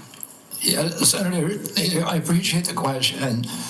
The Medicare drug negotiations in the IRA were very well intentioned, but they were poorly structured. And what we found is that the negotiations that have occurred actually have ended up raising the costs for Medicare. We are right now in negotiations. The CBO has not agreed to that. The CBO doesn't say that. It's just the opposite. So you're saying the CBO and independent agencies that validate the costs are wrong? That is CMS data. Okay, so let's just focus on the cancer drugs. Why aren't we negotiating those, bringing those down for families? Why does the bill exempt those? Is part of the MFN negotiations. I'm not sure that provision in the bill, of the one beautiful bill by the... You're not sure of the provision, the negotiation provision, and how exempted for Keytruda? Your agency is responsible for that negotiation, and you don't know about it? I know that we're negotiating in the MFN Let me ask you this, Mr. Secretary. Let me ask you another question. How much are Medicare Part D enrollees expected to pay for prescription drug coverage next year?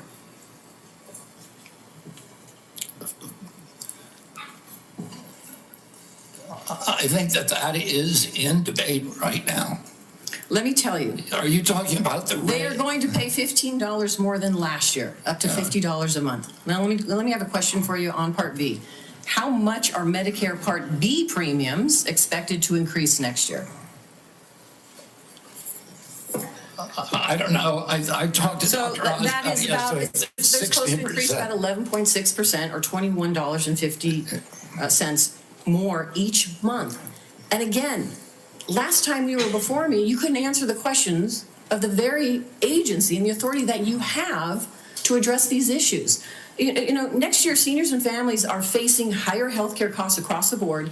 23 million people on Medicare with a standalone Part D drug plan could see their premiums rise to $50 a month, up from $35, because the Trump administration is cutting the federal subsidy that has been keeping costs down. Part B premiums will jump 11.6% to $206 a month in 2026, one of the largest single-year increases in decades. And so for an administration that claims it is lowering costs, my question to you is, what are you going to do to keep costs down for seniors? I mean, I'm already doing what I'm already keeping costs down. What are you doing to keep costs down for seniors, knowing that these costs are going to be increasing? I mean, the program integrity bill, that is the first action that I did when I got in. It's one of the earliest actions in history of a complex regulation by an HHS secretary. A congressional budget office has said that that's brought premiums down by 5%. As the congressional budget office, which does not like to acknowledge anything that we do. And does that impact seniors? Excuse me? Does that impact seniors? And I know my time is running out. Does that impact seniors? What you just talked about, you're lowering costs. I'm asking you specifically. We're lowering costs. Seniors. Does it impact seniors? Does it impact? Come on. Let me just stop here. I didn't hear Time is what running you out, said. so I appreciate the chairman's indulgence here. My concern is you can't answer the questions. The very agency has oversight over these issues and controls the levers to lower costs for seniors. And you can't answer that simple question. I didn't hear your question. Okay, let's go.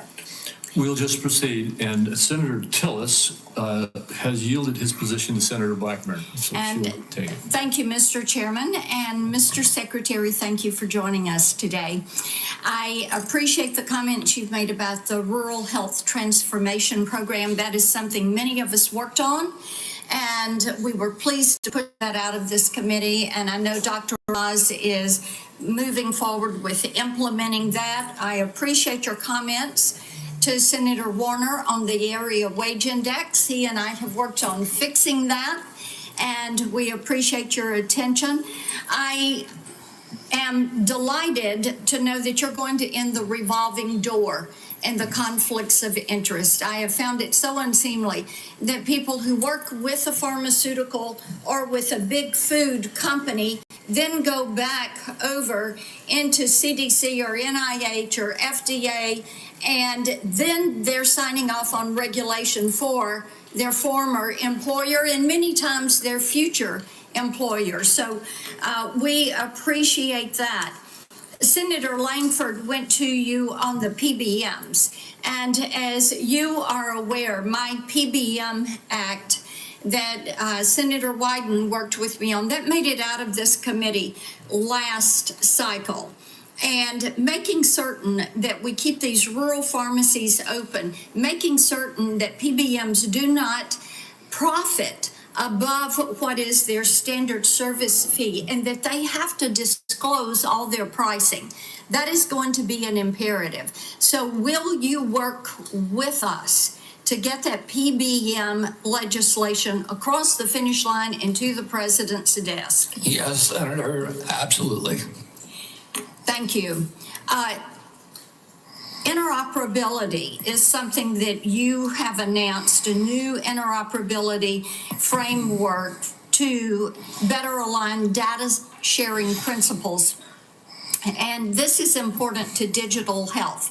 And as you're aware, when we passed 21st Century Cures in 2018, the Software Act and that health IT definition is something that I worked tirelessly on to get implemented. So what I want to hear from you is, how does CMS plan to align this new framework with the existing federal framework? And how are we going to be able to move forward with one national policy on interoperability? Well, I don't know if we, what we have right now is concrete commitments from the 60 top tech companies who we were able to convene to do data sharing, to do patient accessibility, and to do interoperability. But I can't tell you how that's going to mesh. Then if you will have someone submit to me in writing what that pathway is, this is something that is essential if we're going to be able to benefit from that data. So having some specificity on the pathway will be helpful. I did want to talk with you. Last time you were here, I talked about the concerns on overprescribing prescription stimulant drugs for children. And there are ways that HHS can work collaboratively with state agencies on this and to actually promote more community-based intervention to combat overprescribing. And we all have seen the harmful side effects.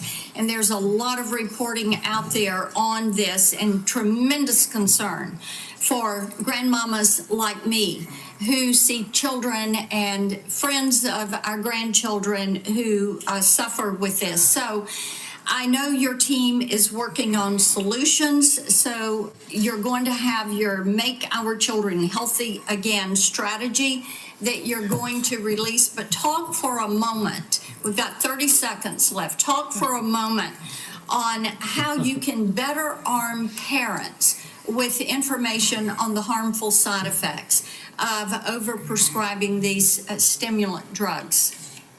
I mean, one of the problems, Senator, is that, we now have 1 out of every 5 kids on these drugs and the antidepressants, even more. And we know very little about the long-term impacts because NIH and CDC have been asleep at the wheel. Right now, we are doing those studies. We're doing extensive studies so that we can warn parents and so that we can force the companies to put labels on their products. And, we'll do whatever we can to show that, just to get data out to the public. That's really what our function is. And to show what the long-term impact of some of these drugs is. Are we actually preventing suicide or are we creating more suicide? And that's something that we don't know the answer to, which is, how did these drugs become so common in our society without us even knowing the answer to those questions? That is malpractice at these agencies, and that is the malpractice that I am going to fix. Thank you. Thank you. Senator Warren. Thank you, Mr. Chairman. So last November, while you were under consideration to become Secretary of Health and Human Services, Mr. Kennedy, you said, quote, "If vaccines are working for somebody, I'm not going to take them away." No exceptions, no ifs, ands, or buts. You would not take away vaccines from anyone who wanted them. Then last week, you announced that the COVID-19 vaccine is no longer approved for healthy people under the age of 65. In announcing the change, you said the vaccine will be available for anyone who wants it. Now, obviously, both things cannot be true at the same moment. So let's clear this up right now, Secretary Kennedy. Will you tell America that all adults and all children over 6 months of age are eligible to get a COVID booster at their local pharmacy today? Anybody can get the booster. I'm sorry? Anybody can get it. Anybody. So you're saying that is now the official rule of HHS. Anybody is eligible to get a booster by just walking into the pharmacy. It's not recommended for healthy people. No. If you don't recommend, then the consequence of that in many states is that you can't walk into a pharmacy and get one. It means insurance companies don't have to cover the $200 or so cost. As Senator Dr. Cassidy said, you are effectively denying people vaccines. We're not going to recommend a product for which there's no clinical data for that indication. Is that what I should be doing? What you should be doing is honoring your promise that you made when you were looking to get confirmed in this job. You're going like this. And that is, you promised that you would not take away vaccines from anyone who wanted them. You just changed the classification of the COVID vaccine. I'm not taking them away from people, Senator. It takes it away if you can't get it from your pharmacist. Well, most Americans are going to be able to get it from their pharmacy for free. Most Americans will be able to get it from their pharmacy for free. The question is, everyone who wants it, that was your promise. No, I didn't. I never promised that I was going to recommend products with which there is no indication. When you said... And I know you've taken $855,000 from pharmaceutical companies. Go, Bobby, go! Big sign saying that you were lying when you said that, because you are the one who said... Big Pharma shill, Pocahontas, Big Pharma shill. You want me to indicate a product for which there is no clinical data? Senator, is that what you want? Secretary Kennedy, you said you wouldn't, and now you did. I'm not taking them away. Everybody can get access to them. No, they can't walk into a pharmacy the way they could last month and get access. It depends on the state. It depends on the states. A year ago, but they can still get it. Everybody can get it. Everybody can get it, Senator. So look, let's move on. You clearly are taking away vaccines. I've seen the list for what's coming up next, and that is the agenda for the next CDC vaccine panel. And first up is ratifying your COVID actions. Second is hepatitis B is on the agenda. So should Americans expect you to take away hepatitis vaccine access as well, even though you promised not to? As I said, I'm not taking vaccines away from anybody. Okay, same answer, right? You're just going to deny that when people can't get access, that you're not taking it away. Then let me ask you, is that the same game you're going to play with me? You want me to recommend every product in the world? No, so that without any clinical trial data. Through on your promises. Yeah, my promise was to give. A month ago, we could get COVID vaccines by just walking. You can still get COVID vaccines, Senator. You are taking that away. No, you are you can still get the COVID vaccines, and Medicare will still pay for them, and Medicaid will still pay for them. Tell the head of the CDC that if she refused to sign off on your changes to the childhood vaccine schedule, that she had to resign. No, I told her that she had to resign because I asked her, are you a trustworthy person? And she said no. So if you had an employee who told you they weren't trustworthy, would you ask them to resign, Senator? So I'm sorry, but this is not what she has said publicly. She has said... I'm not surprised about that. So you're saying she's lying? Yes. Every conversation I had with her, there were witnesses. Get this straight. This is the same person that less than a month earlier, you stood next to her and described her as unimpeachable. And you had full confidence in her, and that you had full confidence in her scientific credentials. And in a month, she became a liar? Yeah, you should ask her what changed. And by the way, a month ago, you were voting against her. Oh, because you thought she was either incompetent, ineligible, or unsuited to the task. I voted against her because I was afraid she was going to bend the knee to you and Donald Trump. And it looks like she didn't bend the knee, so you fired her. Look, You're putting America's babies' health at risk, America's seniors' health at risk, all Americans' health at risk, and you should resign. Senator Sanders. Just want to pick up on Senator Warren's point. Are you telling us that the former head of CDC went to you, you asked her, are you a trustworthy person? And she said, no, I am not a trustworthy person? She didn't say, no, I'm not a trustworthy person. She said, no. Wow. Giving a quote. And I asked her No, 1 second. And you're also repeating now that she is a liar, correct? What you wrote in the Wall Street Journal. If she wrote that I fired her because she refused to sign on in advance for the ASIP committee, no, that's not accurate. All right, so you're calling her a liar, and I look forward to her coming before the Health Committee, maybe this committee as well. All right, Mr. Secretary, I've got a bunch of questions. Appreciate brevity in answering it. So-called beautiful bill threw 15 million Americans off of health care, substantially raised premiums, and is going to have a terrible impact on nursing homes, community health centers, rural hospitals all over America. Very briefly, is that really making America healthy again? It's going to have it's going to be the biggest infusion of federal dollars into rural health care in American history. Yeah, you know why? Because you're cutting $150 billion for rural hospitals. You're putting $50 billion back. That's not an infusion. That's a loss of $100 billion. All right, next question. President Trump, who I don't usually agree with, called COVID vaccines, quote, one of the greatest miracles in the history of modern-day medicine that saved tens of millions of lives worldwide. Scientific community agrees with Trump. Lancet study found that it prevented almost 20 million deaths during their first year of use. Secretary Kennedy, are President Trump and the medical community right, or do you still believe that the COVID vaccine was, quote, the deadliest vaccine ever made? No, first of all, I didn't say that. I said that in terms of affairs reports a while ago. I said today, I think that President Trump should get the Nobel Prize. So who's right? Is Trump in the medical community right, or are you right? President Trump did an extraordinary piece of leadership. Is he right or wrong? Did COVID save millions of lives?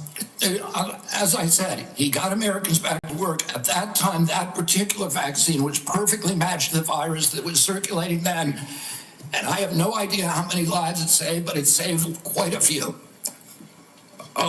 You know, what I find a little bit weird in this discussion, I'm hearing it over and over again this morning, Mr. Chairman, is we've got the entire medical community on one side. You got the AMA representing hundreds of thousands of doctors, the American Academy of Pediatrics, the American Public Health Association.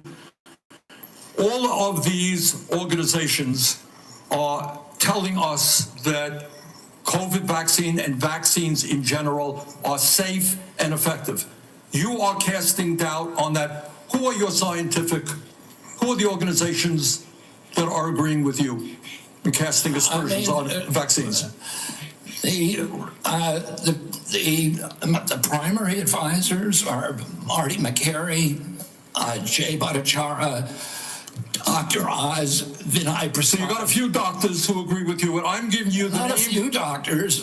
What you're talking about is there's a big difference, Senator, between established science and the scientific establishment, which has been co-opted by the pharmaceutical industry. Hold on. So you're telling the American people that the American Medical Association, representing hundreds of thousands of people, have been co-opted and that they should not trust their doctors. And the American Academy of Pediatrics, and by the way, just for the record, every single Republican, I don't mean to be political here, Mr. Chairman, has received PAC money from the pharmaceutical industry. Are they all corrupt as well? And I'm telling you, the American Heart Association has been co-opted by the food Everybody industry. but you, Senator. But you know what? When you ran for president, we have a corrupt campaign finance system. Maybe you'll agree with me on that. Okay, you were running for president, you had $1 billion behind it. You received $300,000 from people, not from the industry, people in it, as I did, from individuals. You corrupt. President Trump got $3 million. Every Republican got corporate PAC money for the pharmaceutical industry. Democrats as well. Everybody is corrupt, but you? Is that what we're looking at? I don't think so. And I think the issue now... I don't even know what you're talking about. Well, I think you do know what I'm talking about. I don't know what you're talking about. The issue is every time anyone disagrees with you... Are you saying the pharmaceutical industry was supporting my presidential campaign? I'm saying, I don't think so. I'm not saying that. I'm saying the pharmaceutical industry is a greedy institution which is charging us the highest prices in the world. They are pervasive. But to suggest that every institution, the AMA, the pediatrics people, is corrupt because they disagree with you is an insult to the American people. Listen, people disagree with me all the time. I have arguments in my agency, heated arguments every day with Jay Bhattacharya, with Marty McCary, with Dr. Oz. You have given the names of a few people. I have given you the names of organizations representing hundreds of thousands of doctors and scientists. I yield, Mr. President. Senator Tillis. Thank you, Mr. Chair. Secretary Kennedy, thank you for being here. A couple of times you asked people if they were making a statement or a question. What I think I may do, just to give you a breather, is to make a statement with a lot of questions. And just for the record, I'd like for you to have the opportunity to have your staff respond. I can't conclude from the discussion today where you are on warp speed. So I would like the definitive statement on exactly where you are. Was it good? Was it bad? Were there things that worked? Were there things that didn't work? I can't discern that from what you said here. I, for one, think that it was a signature accomplishment of President Trump, and the mRNA platform is something. I agree with that. I look forward to you giving us a detailed statement on exactly where you are with warp speed. I'm not a doctor. I'm not a trial lawyer. I'm a boring management consultant. Another question that we'll submit in the record, I'll give you directionally where we're going. I don't see how you go over 4 weeks from a public health expert with unimpeachable scientific credentials, a longtime champion of MAHA values, caring and compassionate and brilliant microbiologist, and 4 weeks later, fire her because at least the public reports say because she refused to fire people that work for her. So as somebody who advised executives on hiring strategies, number one, I would suggest in the interview, you ask them if they're truthful rather than 4 weeks after we took the time of the U.S. Senate to confirm the person, just for the future nominee that we're going to have to consider. But I do also believe that some of your statements seem to contradict what you said in the prior hearing. You said you're going to empower the scientists at HHS to do their job. I'd just like to see evidence where you've done that, and I'm sure that you will have some. You will do nothing that makes it difficult or discourages people from taking vaccines. There seem to be several reports that would seem to refute that, but I'd rather you just respond to it. I'm not going to come here and impose my belief over any of yours. That, again, seems to be contradictory to the firing of a CDC director, the canceling of mRNA research contracts, firing advisory board members, attempting to stall NIH funding, eliminating funding for the $500 million for further mRNA research, and just want an answer for it. On HR 1, I believe you know my concerns about HR 1. I've had several meetings with, and HR 1 is the big, beautiful bill, OB3, whatever the brand is. But I'm still, I've got an office with 60 staff, including half of them in state office. I've had 3 different estimates of the economic impact on the state of North Carolina. Can I get your commitment? And I have been looking for somebody that's far more resourced than an office of 30 people up in here in D.C. to disprove my estimates with respect to the impact on North Carolina, period.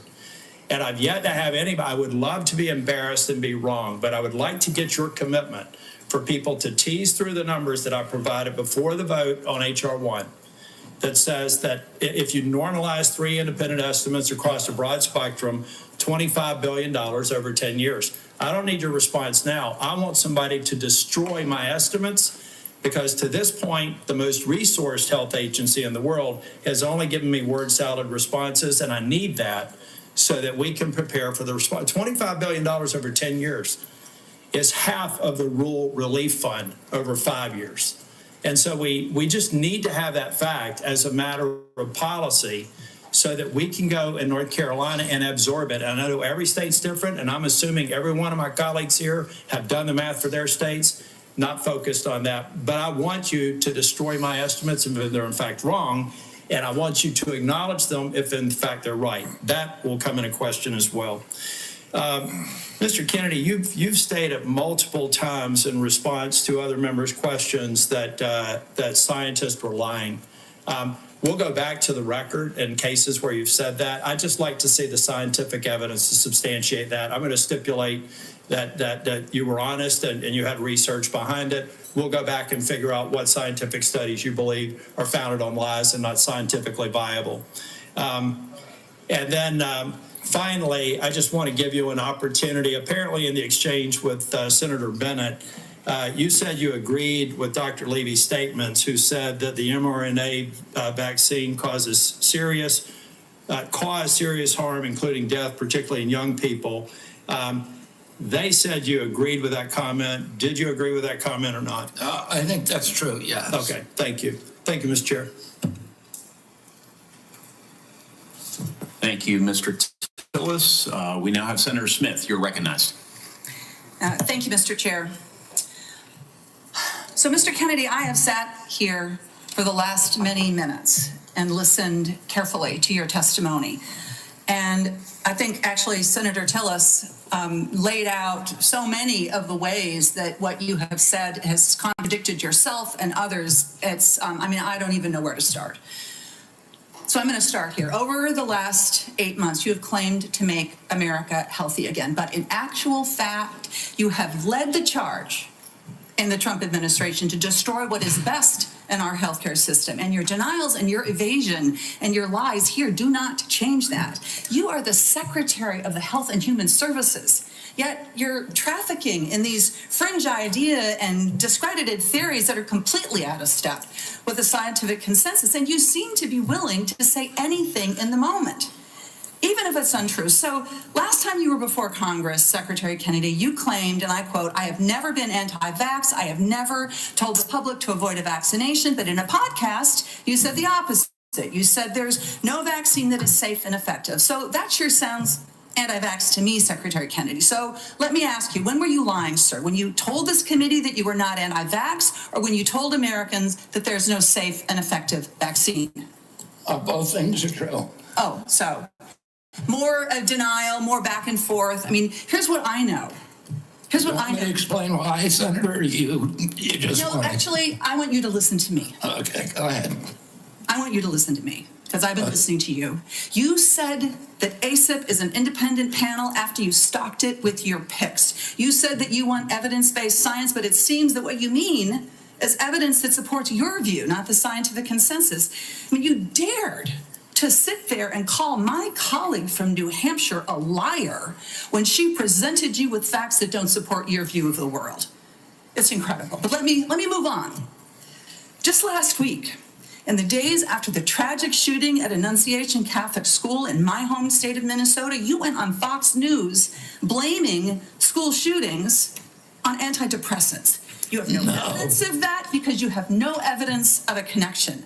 And you want to talk about... You're just saying something. You're just making stuff up. You know, this is what you say, right? Secretary Kennedy, when someone presents you with information that does not fit... I did not blame that shooting. I have no idea whether... I have no idea, and I never said that. You're making it up. You're twisting. Yeah, you are. Secretary you are being Kennedy, dishonest right now. If you want to talk about mental health and gun violence in this country... If you want to talk about mental health and gun violence in this country, we should be talking about that, because that's what the parents of Annunciation School. You don't want to talk. You want to harangue, and you want to politically. You want to have partisan politics.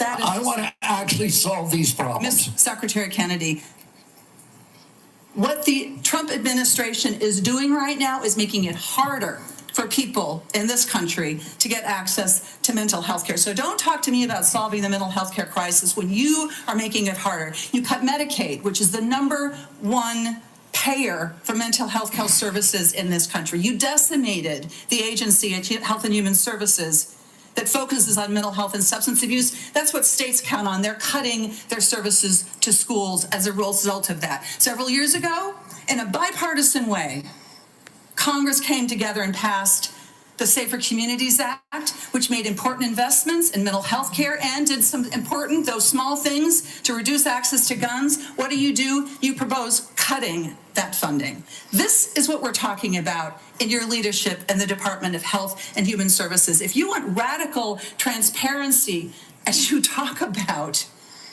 I mean, take a look at what you are doing. And, you know, I've heard a lot about MAHA today while we've been here. There's a lot of Americans, Secretary Kennedy, who trust you, who believe what you say, especially when you say you're standing up to corruption. And I think that they need to know, you apparently have a lot of influence with President Trump.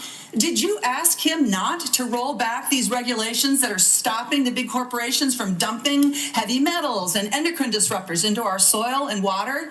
I mean, there's no evidence that you have been even opposing that.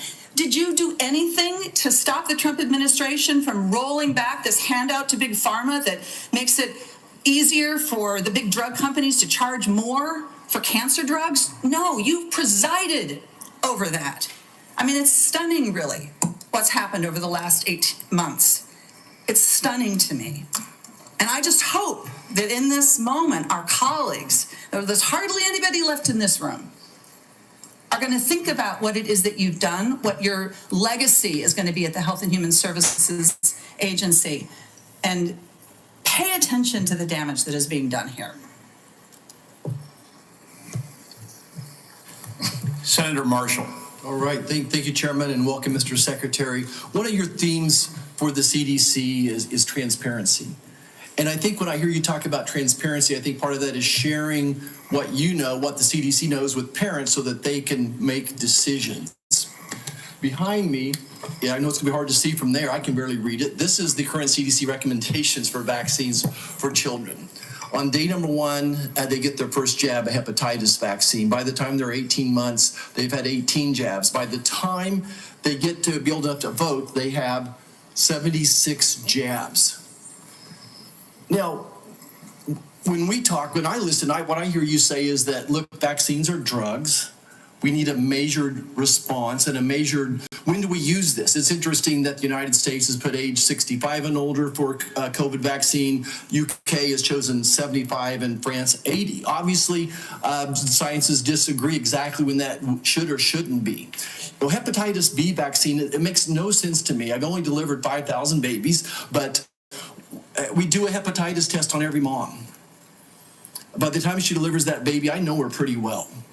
And if she doesn't have any risk factors, if she's not an IV drug abuser, if she's in a stable monogamous relationship, nobody at home has hepatitis, I don't know, I don't see the benefit myself in that hepatitis vaccine. Everyone's eligible for it, everyone can get it, and my pediatricians always agree with me. And no, I'm not saying if you don't know the hepatitis status of that patient, they shouldn't get it. I'm not saying if this person's no prenatal, that's at risk for hepatitis. Can you just speak a little bit, when you talk about transparency and trying to empower and make vaccines available, these should be treated just like a medication?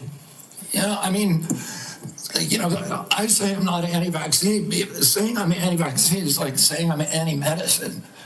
Well, I'm pro-medicine, but I understand some medicines harm people. Some of them have risks. Some of them have benefits that outweigh those risks for certain populations, and the same is true with vaccines. And we don't understand the risk profile because vaccines are the only medical intervention, medical device, or pharmaceutical drug that are exempt from pre-licensing safety studies. And so there are 2 hepatitis vaccines, and one of them had a safety study that lasted for 4 days on 143 kids for a product that's going to be given to 76 million kids. Yeah. The risk profile prior to the introduction of the vaccine, the risk of a baby dying from hepatitis B was 1 in 7 million. That means you need to give 7 million hepatitis B vaccines to prevent 1 death if you're going to give 7 million. So, Mr. Secretary, and I guess before the press labels me wrong, I'm not anti-vax either. I think MMR has been a great vaccine. The DPT's been a great vaccine. Polio's been a great vaccine. Smallpox. So there are great, but it's the measured approach that we're after, the transparency. You're trying to empower parents here. What I feel the difference is, Sometimes my friends across the aisle feel like there's a one-size-fits-all, that they should be telling parents what to do. And what you and I are fighting for is we want to empower parents to make these decisions. I want to talk about morbidity and mortality of COVID for just a second. It is so true that two things can be true, and I don't understand why, just the rabbit hole some of my colleagues are going down. There's a big difference. When I was out there practicing, doing volunteer work, I was so confused myself on the numbers. People dying with COVID versus from COVID. And we still don't have that message. And I think that's what I hear you saying as well. How many people died from COVID versus with COVID is a different answer. The situation today is so different when this monster virus was made in a laboratory in Wuhan, China, and none of us had ever seen this virus, and we had no immunity to it. But today, every American's had COVID a dozen times probably, and we built up immunity. I think that's why both things are true. It was a miracle. Warp speed was a miracle. What President Trump and his team did, and it saved millions of lives most likely. But it's also true that it probably killed some people. Like most vaccines, there is a death rate associated. So both things are true. Anything else you want to clear up on the morbidity and mortality of COVID and COVID vaccines? Well, I think you just cleared it up. The COVID vaccine was critical. President Trump's leadership got it to us when our society was locked down. It allowed us to open up. It was, as I said, perfectly matched to a virus that was new in the experience of humanity. And so it was a miracle. Right now, we're dealing with completely different circumstances where the virus has mutated, where it's much less dangerous, where there's a lot of natural immunity and herd immunity. And so the calculus is different and it's complicated. And, if you just want to turn everything into a soundbite, it makes it, you can't have a grown-up conversation. But, there were more reports to VAERS, which is the only surveillance system that we have, of injuries and deaths from that vaccine that all vaccines put together in history. So we have to acknowledge that there was a cause. We acknowledge that there was a benefit. We can't quantify either one because of the data chaos at CDC. And that's all I'm saying. And they think I'm being evasive because I won't make a kind of a statement that's almost religious in nature. Did it save 1 million lives? Well, there's no data to support that. Or maybe data, there's no study there's modeling studies, there's faulty data. I'm not going to sign on to something if I can't do it to a scientific certainty. It doesn't mean that I'm, anti-vax. It just means I'm pro-science. Thank you. I yield back. Thank you. Senator Lujan. Thank you, Mr. Chairman. Secretary Kennedy, Dr. Daskalakis, who recently resigned as director of the National Center for Immunization and Respiratory Diseases, his resignation letter stated he and his team were never allowed to brief you. I'm curious who you're listening to, since it's clear you're not listening to qualified experts like Dr. Daskalakis. Can you give the committee the name of the person? I don't consider Dr. Daskalakis. Mr. Secretary, the question that I have for you is, can you give the committee a name of who you're getting briefed by? I'm getting briefed by all the time by CDC. Just a name. Dr. William Thompson's one name. Thank you very much, sir. Now, but I can get you a whole list of others. It's on my schedule. Mr. Secretary, that's not a hard question. You know a lot of answers. I'm not being evasive. Okay, then you answered it. Let's go on. Now, you said that you're soon going to release a study claiming to reveal the cause of autism, timed unsurprisingly with the upcoming ACIP meeting to justify taking vaccines from Americans. Now, as you know, autism affects millions of children. So I guess you'd have the nation's top medical experts working on this.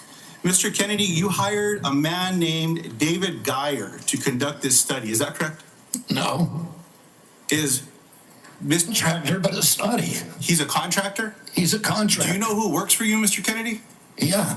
Do you know that Mr. Geyer is listed as a HHS on the employee directory as a senior data analyst, not a contractor? He's a contractor. He's not an SGE. So is your website wrong? He's not an SGE. I don't know what. I'm going to pull up the website for you. He's a contractor. If the website says he is a senior data analyst, will you at least admit to the committee? Well, I don't know if a wrong? contractor can be classified as a senior data analysis or not. Is Mr. Dyer a doctor? No. Did you know he never went to medical school? He's not practicing medicine. Did you know that he got caught in Maryland and was charged for practicing medicine without a medical license? He was charged by a medical board. He sued the medical board, and the medical board was found to have acted in actual malice and was fined $2.6 million by a judge in Maryland for doing that. See, so you choose to know a lot when you want to know a lot. It's incredible, Mr. Kennedy. Senator, you're ridiculous. So here's the question I have. You brought him in to do this study. I think there's no question about it. I told you he's not doing a study. Is he participating in the study? No. Is he doing any analysis in regards to this study? No. What he's doing is getting access to the Vaccine Safety Data Link, which is the biggest repository for vaccine information that your friend would not give us for 7 months. For Mr. 7 months. Secretary, let me ask you this question, just because you know the answer. What is Mr. Dyer doing? He is the only one, because Congress ordered CDC to open up the VSD to him in 2002. He's the only outsider who's ever seen it. So because CDC will not give us, they have Mr. Secretary, is he participating in this then? No. You just said he's the only dude that knows what's going on here. Do you want me to explain it to you, Senator, or do you just want to show? You just want to show code. I'll submit this. You just want to show both for your ads, or do you want to hear a real answer to your question? Mr. Secretary, you choose to know answers to questions with some colleagues. I'm willing to give you the answer. I'm willing to give you the answer. Secretary, someone should have asked you, maybe President Trump should have asked you, are you a trustworthy person? And we should have waited for an answer then. Let's move on. I don't even know what you're talking about. You're talking gibberish. Mr. Secretary, let me speak slowly and clearly so that you can understand me through my New Mexico accent. And then give me a chance to answer. Does this help? Can you understand me? Yes. Appreciate that. Mr. Secretary, yes or no, did you hire Mr. Dyer to do this study? No. Mr. Chairman, well, let me ask, maybe we'll just get a good answer here. Mr. Secretary, will you commit to sharing the protocols used for the autism study with Congress and to the public? They're public.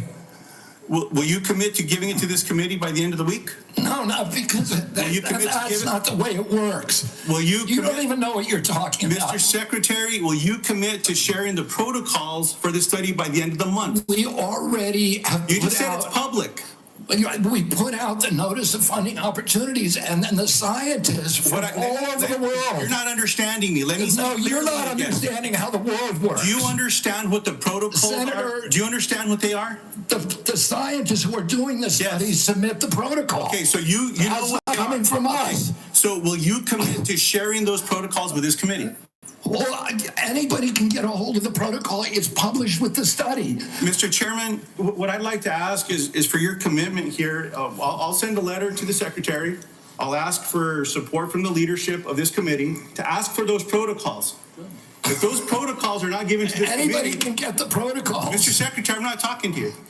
Mr. Chairman, what I'm asking... If the protocols are public, we can work with you. What I'm asking, Mr. Chairman, is that if those protocols are not given to this committee, I'm asking for your agreement that we follow through with the subpoena to get them. No, I will not agree to subpoena anything. Let's see what happens. Mr. Chairman, you'll help me get them if they're available publicly? Yes. I appreciate that, Mr. Chairman. Mr. Kennedy, with all the questions here today, people just want to know the truth. I don't think so. Mr. Secretary, you don't think so. Thank you. I don't think so. I hope everyone recording that got that, because there explains the Secretary's tenure here. Look, 2 young ladies in Las Cruces, New Mexico at a town hall recently gave me this starfish pin. I was going to give it to you today, but after your questioning today, I don't think you deserve it, because what this represents is to remember that every one of us can make a difference, sir, to something as small as a starfish on a beach that maybe got washed up, you throw it back in the ocean. You might not save them all, but you can save one. I'm sorry that you're not worthy of this Nice little pin, sir, is a nice reminder. I'm going to pray for you, Secretary Kennedy. I hope we do better. I want you to do better. But today was a failure for you, man. I yield back. Senator Warnock. Thank you, Brother Chair. Less than a month ago, we received the heartbreaking news that a gunman opened fire at the CDC campus in Atlanta, Georgia. This obviously is my neck of the woods. This is heart-wrenching for all Americans, but for those of us especially who live in that area. A DeKalb County police officer, David Rhodes, was killed. The shots hit buildings on campus in at least 180 places, narrowly missing the CDC's daycare center. Law enforcement recovered nearly 500 shell casings. Clearly, he came to do a lot of damage. It's a miracle, and thanks to the quick action of Metro Atlanta and state law enforcement, more people were not killed. The Georgia Bureau of Investigation announced that prior to the attack, the gunman expressed discontent with the COVID vaccine and, quote, wanted to make the public aware of his distrust of the vaccines. Secretary Kennedy, I assume you are aware of these disturbing reports of the gunman's motives? Yes. And, I understand that some people may have concerns about new medical breakthroughs, but those people don't have the world's top medical experts working under them. You've been over HHS for 7 months now. Have you ever been briefed by CDC's career immunization officials to discuss your concerns? And by the way, every member of this panel has criticized President Trump and demonized him. Have you ever Are been you briefed? complicit in the assassination attempts on President Trump? Sir, I'm asking the questions. You are the witness. It's a simple yes or no question. Have you ever been briefed by CDC's career immunization officials to discuss their concerns? Yes, I have. What was the answer? Yes. You have been briefed by CDC officials, the career immunization officials, to express your... The senior vaccine safety scientist, for example. Have you ever been to the CDC as secretary before the shooting on August 8th? Have I ever been there as secretary? Have you been there as secretary before the shooting? No. Okay.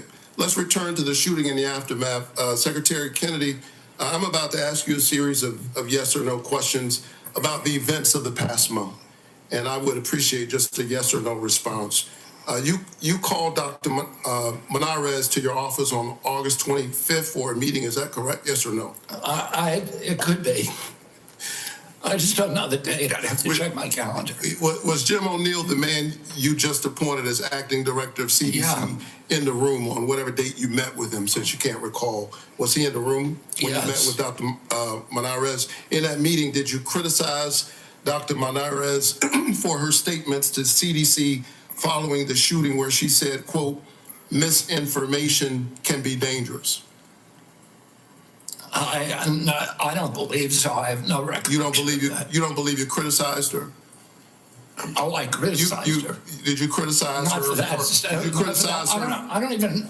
Did you criticize her for her statements to CDC workers following the shooting? Did I what? Did you demand that she fire career scientists or public experts at the CDC? Yes. Did you demand that she accept the recommendations of your hand-picked vaccine advisory panel without further review by career CDC scientists? No, I did not. You didn't ask for her commitment ahead of time that she would accept the recommendations from the advisory panel? You're denying that? What I asked her about is she had made a statement that she was going to not sign on, and I wanted clarification about that. Did you tell her to accept the advisory panel's recommendations? I told her I didn't want her to have a rule that she's not going to sign on to it. Did you say that the CDC was, quote, the most corrupt federal agency in the history of the world? Not the history of the world, but definitely say HHS. Did you say that? I did not say that, but I did say it's the most corrupt agency in HHS, and maybe the government. So you call the CDC corrupt? Did you say that CDC staff are quote horrible people? Horrible people? Did you say that they're killing children and they don't care? No. Okay, I think that we all have a history of listening to you and these answers, but you're on the record for a number of these statements. Despite your lack of credentials and expertise, clearly you have an agenda. It is a threat to the public health of the American people. It's clear that you are carrying out your extremist beliefs, which is why you attempted to fire Dr. Senator, we're the sickest people in the world. We're the sickest people on earth. I'm speaking. How am I a threat? Secretary Kennedy, for the first time, we're seeing deaths from children from measles. We haven't seen that in 2 decades. We're seeing that under your watch. You are a hazard to the health of the American people. Can I respond to that, No, I claim back my time. We need to wrap You are a hazard to the health of the American people. I think that you ought to resign. And if you don't resign, the President of the United States, who put forward Operation Warp Speed, which worked, should fire you. Thank you so much. Senator Welch.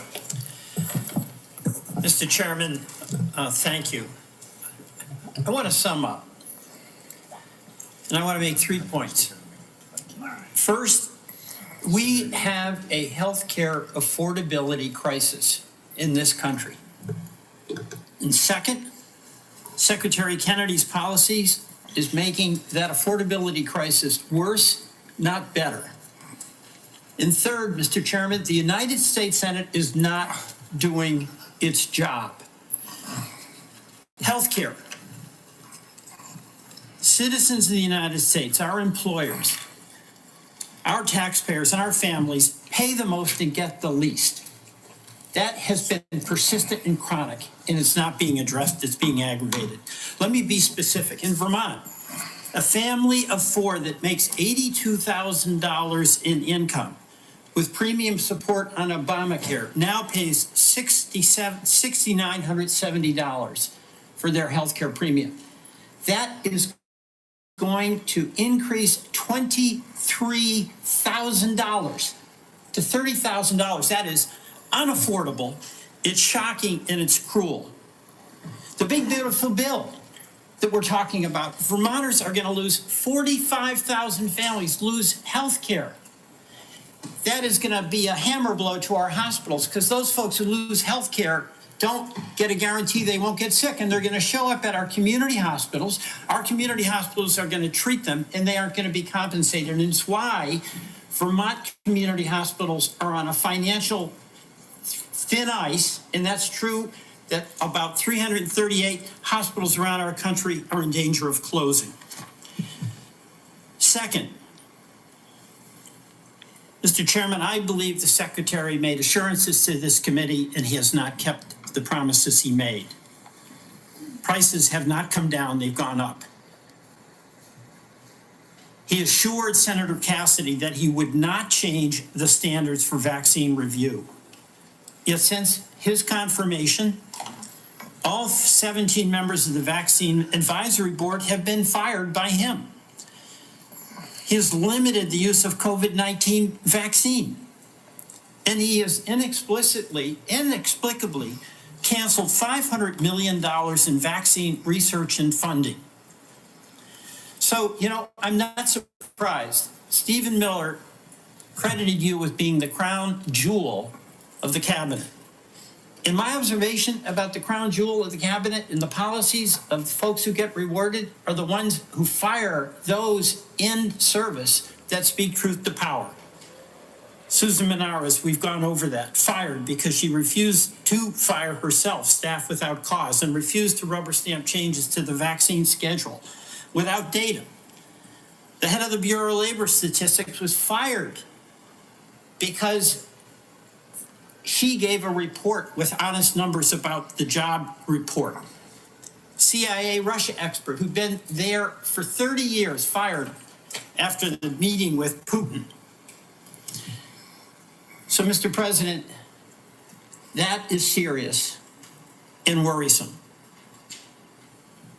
But I want to finally end by challenging us in the United States Senate to do our job. We have a constitutional responsibility to be a check and balance. And the fear of our founders was that there would be a concentration of power in one branch, and that would lead to catastrophic consequences for our country. And what has Congress done? On oversight and advice and consent, we have confirmed a vaccine denier. On tariffs, we've given up our constitutional responsibility. On appropriations, we're bending the knee to an administration that is rescinding and decided what to spend and what not to spend, despite what our law in a bipartisan way was passed. We cannot cede power, and there are consequences. A crumbling healthcare system, a deficit exploding, and our allies losing faith in us. You know, Mr. Secretary, in the past, you have accused some of my colleagues of being in the pocket of pharma shills. You did that with Senator Warren today. You've done it in the past with Senator Bennett and Senator Sanders. You are not a pharma shill. But I believe we have to fight pharma and bring down the prices. And Senator Cortez Masto spoke about the legislation that we now have that would reverse the $5 billion handout to big pharma in the One Big Beautiful Bill. And when I leave today with Senator Wyden, we are going to go to the floor and seek unanimous consent to pass our legislation that would reverse that giveaway. And I ask you to put your policy in your body where your mouth is and join us in supporting that bill to restore price negotiation power so those pharma prices can come down from being the highest in the world to something within range of reason. Mr. Chairman, I yield back. Thank you very much. Senator Young. Welcome to the committee, Mr. Secretary. It's my intention not to raise my voice and to give you an opportunity to respond to an inquiry. I'm going to begin with long COVID. It shouldn't be a surprise to you. During each of our meetings, we've discussed my interest in making sure our government does its part to address this challenge, which afflicts, by most recent estimates, over 20 million Americans. They have been diagnosed. There are a number of others we know that go undiagnosed. Over 400 million people worldwide suffer from this at a cost of $1 trillion a year, which is roughly 1% of global GDP. This, we know, has had impacts on participation in the workforce, therefore our own GDP. So it's serious on a number of fronts. It's my hope we can come up with some therapeutics for this condition. One of the real barriers to that is seeing that we are able to launch more clinical trials. I want to get your update on how the clinical trials are going, what plans you might have in the works to increase the number of clinical trials as it pertains to long COVID. Yeah, Senator, there was a project funded, a long COVID project at NIH. There was a huge amount of money spent on it. It yielded nothing. I agree with that. Right. And I think you know that we are doing now a different approach. We're launching a long COVID consortium. We're bringing together the best doctors in the country who have developed reputations for being able to treat long COVID. And one of them is a doctor that actually... Dr. Bruce Patterson. Yeah, Bruce Patterson, and then Dr. Jordan Vaughn, also from Florida. There's a number of them who are doing spectacular things where patients are reporting extraordinary progress. We want to get them all involved, all in one room. We want to identify the protocols that are working. This is something that did not happen during COVID. It was all ivory tower science, and the doctors who are on the ground were ignored. The same thing happened during the HIV crisis. Yes.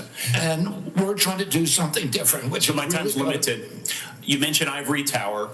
And so that's a segue into a statistic that I've become familiar with over the years. It takes roughly 18 years for proven interventions, pharmacological or other types of medical interventions, to make their way out into the field.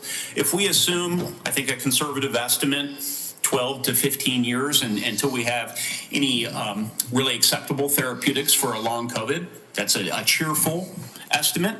Plus the 18 years until it finds its way into clinical practice, people roughly my age will pass. Actuarially speaking, they will pass before there's any acceptable therapeutics. So we need to accelerate our current activities. Can you give me a couple of things you're going to do to ensure that we accelerate our development of therapeutics? I mean, the best solution is the same kind of solutions that we should have been pursuing during COVID, which is off-the-shelf approved drugs for that are there already. Yes. So you don't it have was to go recently through reported that all the major pharma companies, I'm sorry if there's one good student exception, are serving as barriers to clinical trials. How can they repurpose? It is bizarre that that's happening. Okay, you're the Secretary of HHS. Will you be cracking down on this lack of cooperation? Yes. Thank you. Yes. Thank you so much. Will you also be exploring research partnerships with other countries, seeing as I've established this is a global challenge? Yes. Okay. That's what we should have done during HIV. It's what we should have done during COVID. Yes. Will you also be exploring whether ARPA-H, which has different research protocols than NIH, NIH is very good at what they do, but it takes them a really long time to prove things because of their rigorous process. ARPA is more practical, right? And so one could imagine ARPA-H tackling this challenge. Will you be encouraging? We're absolutely open to that, Senator. Okay. Will you be working with me and other members of the committee on your aggressive strategy as it continues? Yeah, and looking for good ideas everywhere. Okay. The last thing I'd like to briefly touch on with the chairman's indulgence is just recognizing the president's leadership as it relates to the appropriate use of civil commitment to deal with homelessness challenges, mental health challenges, etc. He's taking a look at these practices. This can be a difficult conversation for so many of us, but I think it is worth considering whether government can play a more assertive role in helping people off the streets who have serious mental illness get off the streets, receive the sort of treatment they really need to be healthy. Can you provide some very brief thoughts on this topic, and maybe then I could follow up with a phone call on the topic of civil commitment? Yeah, we can follow up.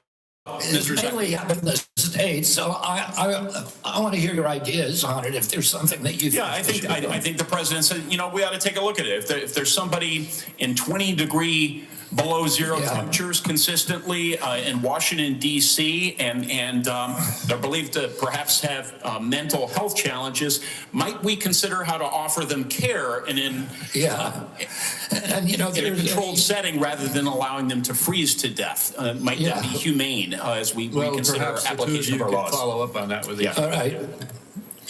And Mr. Secretary, you've been here just like a minute or so under 3 hours. We appreciate that. We're not quite done yet. Senator Wyden has asked for one more round, so I said he, as the ranking member, should have the right to have one more round of 5 minutes for himself. And so, Senator Wyden, why don't you go ahead? Mr. Secretary, we'll keep this brief. I want to ask about mifepristone. I was the first member of Congress to hold a hearing on this drug, which now has served more than 7.5 million women. And of course, it is used for reproductive health and medication abortion. It has been documented again and again as safe. And people say safer than Tylenol. Not safe for babies. The reason that I'm asking the question is that I'm getting reports that you've said you're going to conduct a complete review of mifepristone's safety. And what we're hearing is it's not based on new clinical trials or data from the scientific community, but on one reviewed paper that's not a peer-reviewed paper by a political organization and Project 2025 sponsor whose stated mission is to advance an anti-abortion agenda. So what I'd like to hear today is for you to say that you'll commit that your best scientists, without bias, will be permitted to conduct this entirely unnecessary safety review. I don't see any evidence for it. You've called for it. But what I'd like to do is make sure that it's done right, and I'm very troubled by what I've heard about it. Your thoughts? You have my commitment. Okay. That'll be good science and good scientists. Okay. We'll get back to you to talk about specifically how that's going to play out, but I appreciate that. Okay, one last point for you, Mr. Chairman. I'm going to ask unanimous consent to enter into the record declaration by these kids, you know, some of them very young, who in the middle of the night, we were told by whistleblowers are being whisked away and the like. And what I'd like to enter into the record are statements by these kids that we have learned about, and also a memo prepared by the Guatemalan government outlining the deportation effort into the record. We've been able to obtain that, and I think it's an important part of the debate. And with that, I beat my time of 5 minutes. All right, without objection. Thank you very much, Senator Wyden. And we are now at the point where I'll just make a couple of very brief personal closing remarks, and then I've decided, Mr. Secretary, you know, I said at the outset of this hearing it was going to be some partisan battling going on. That is something that's very obvious to anybody who's paid any attention to what's happened in the last 3 hours.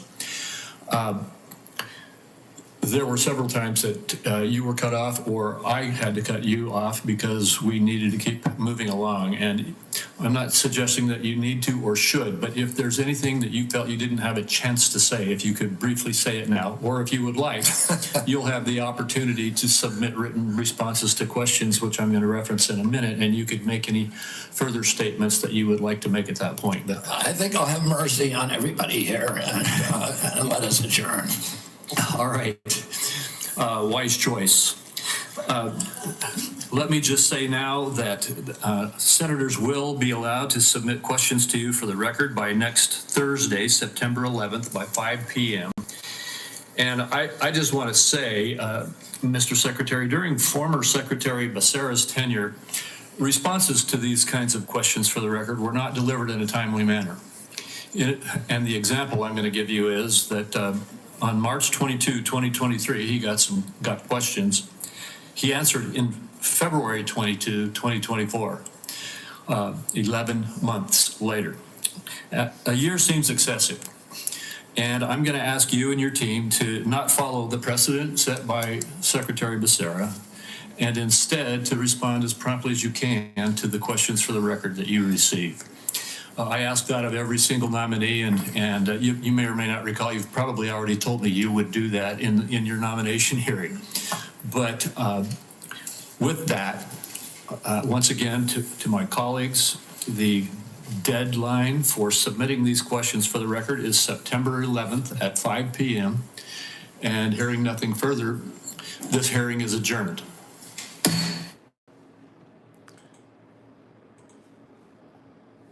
Wow, that was a long time. That was a horrible hearing.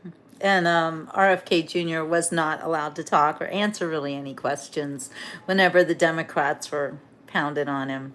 So we heard a lot of lies, a lot of misinformation, a lot of crazy Democrats looking absolutely terrified.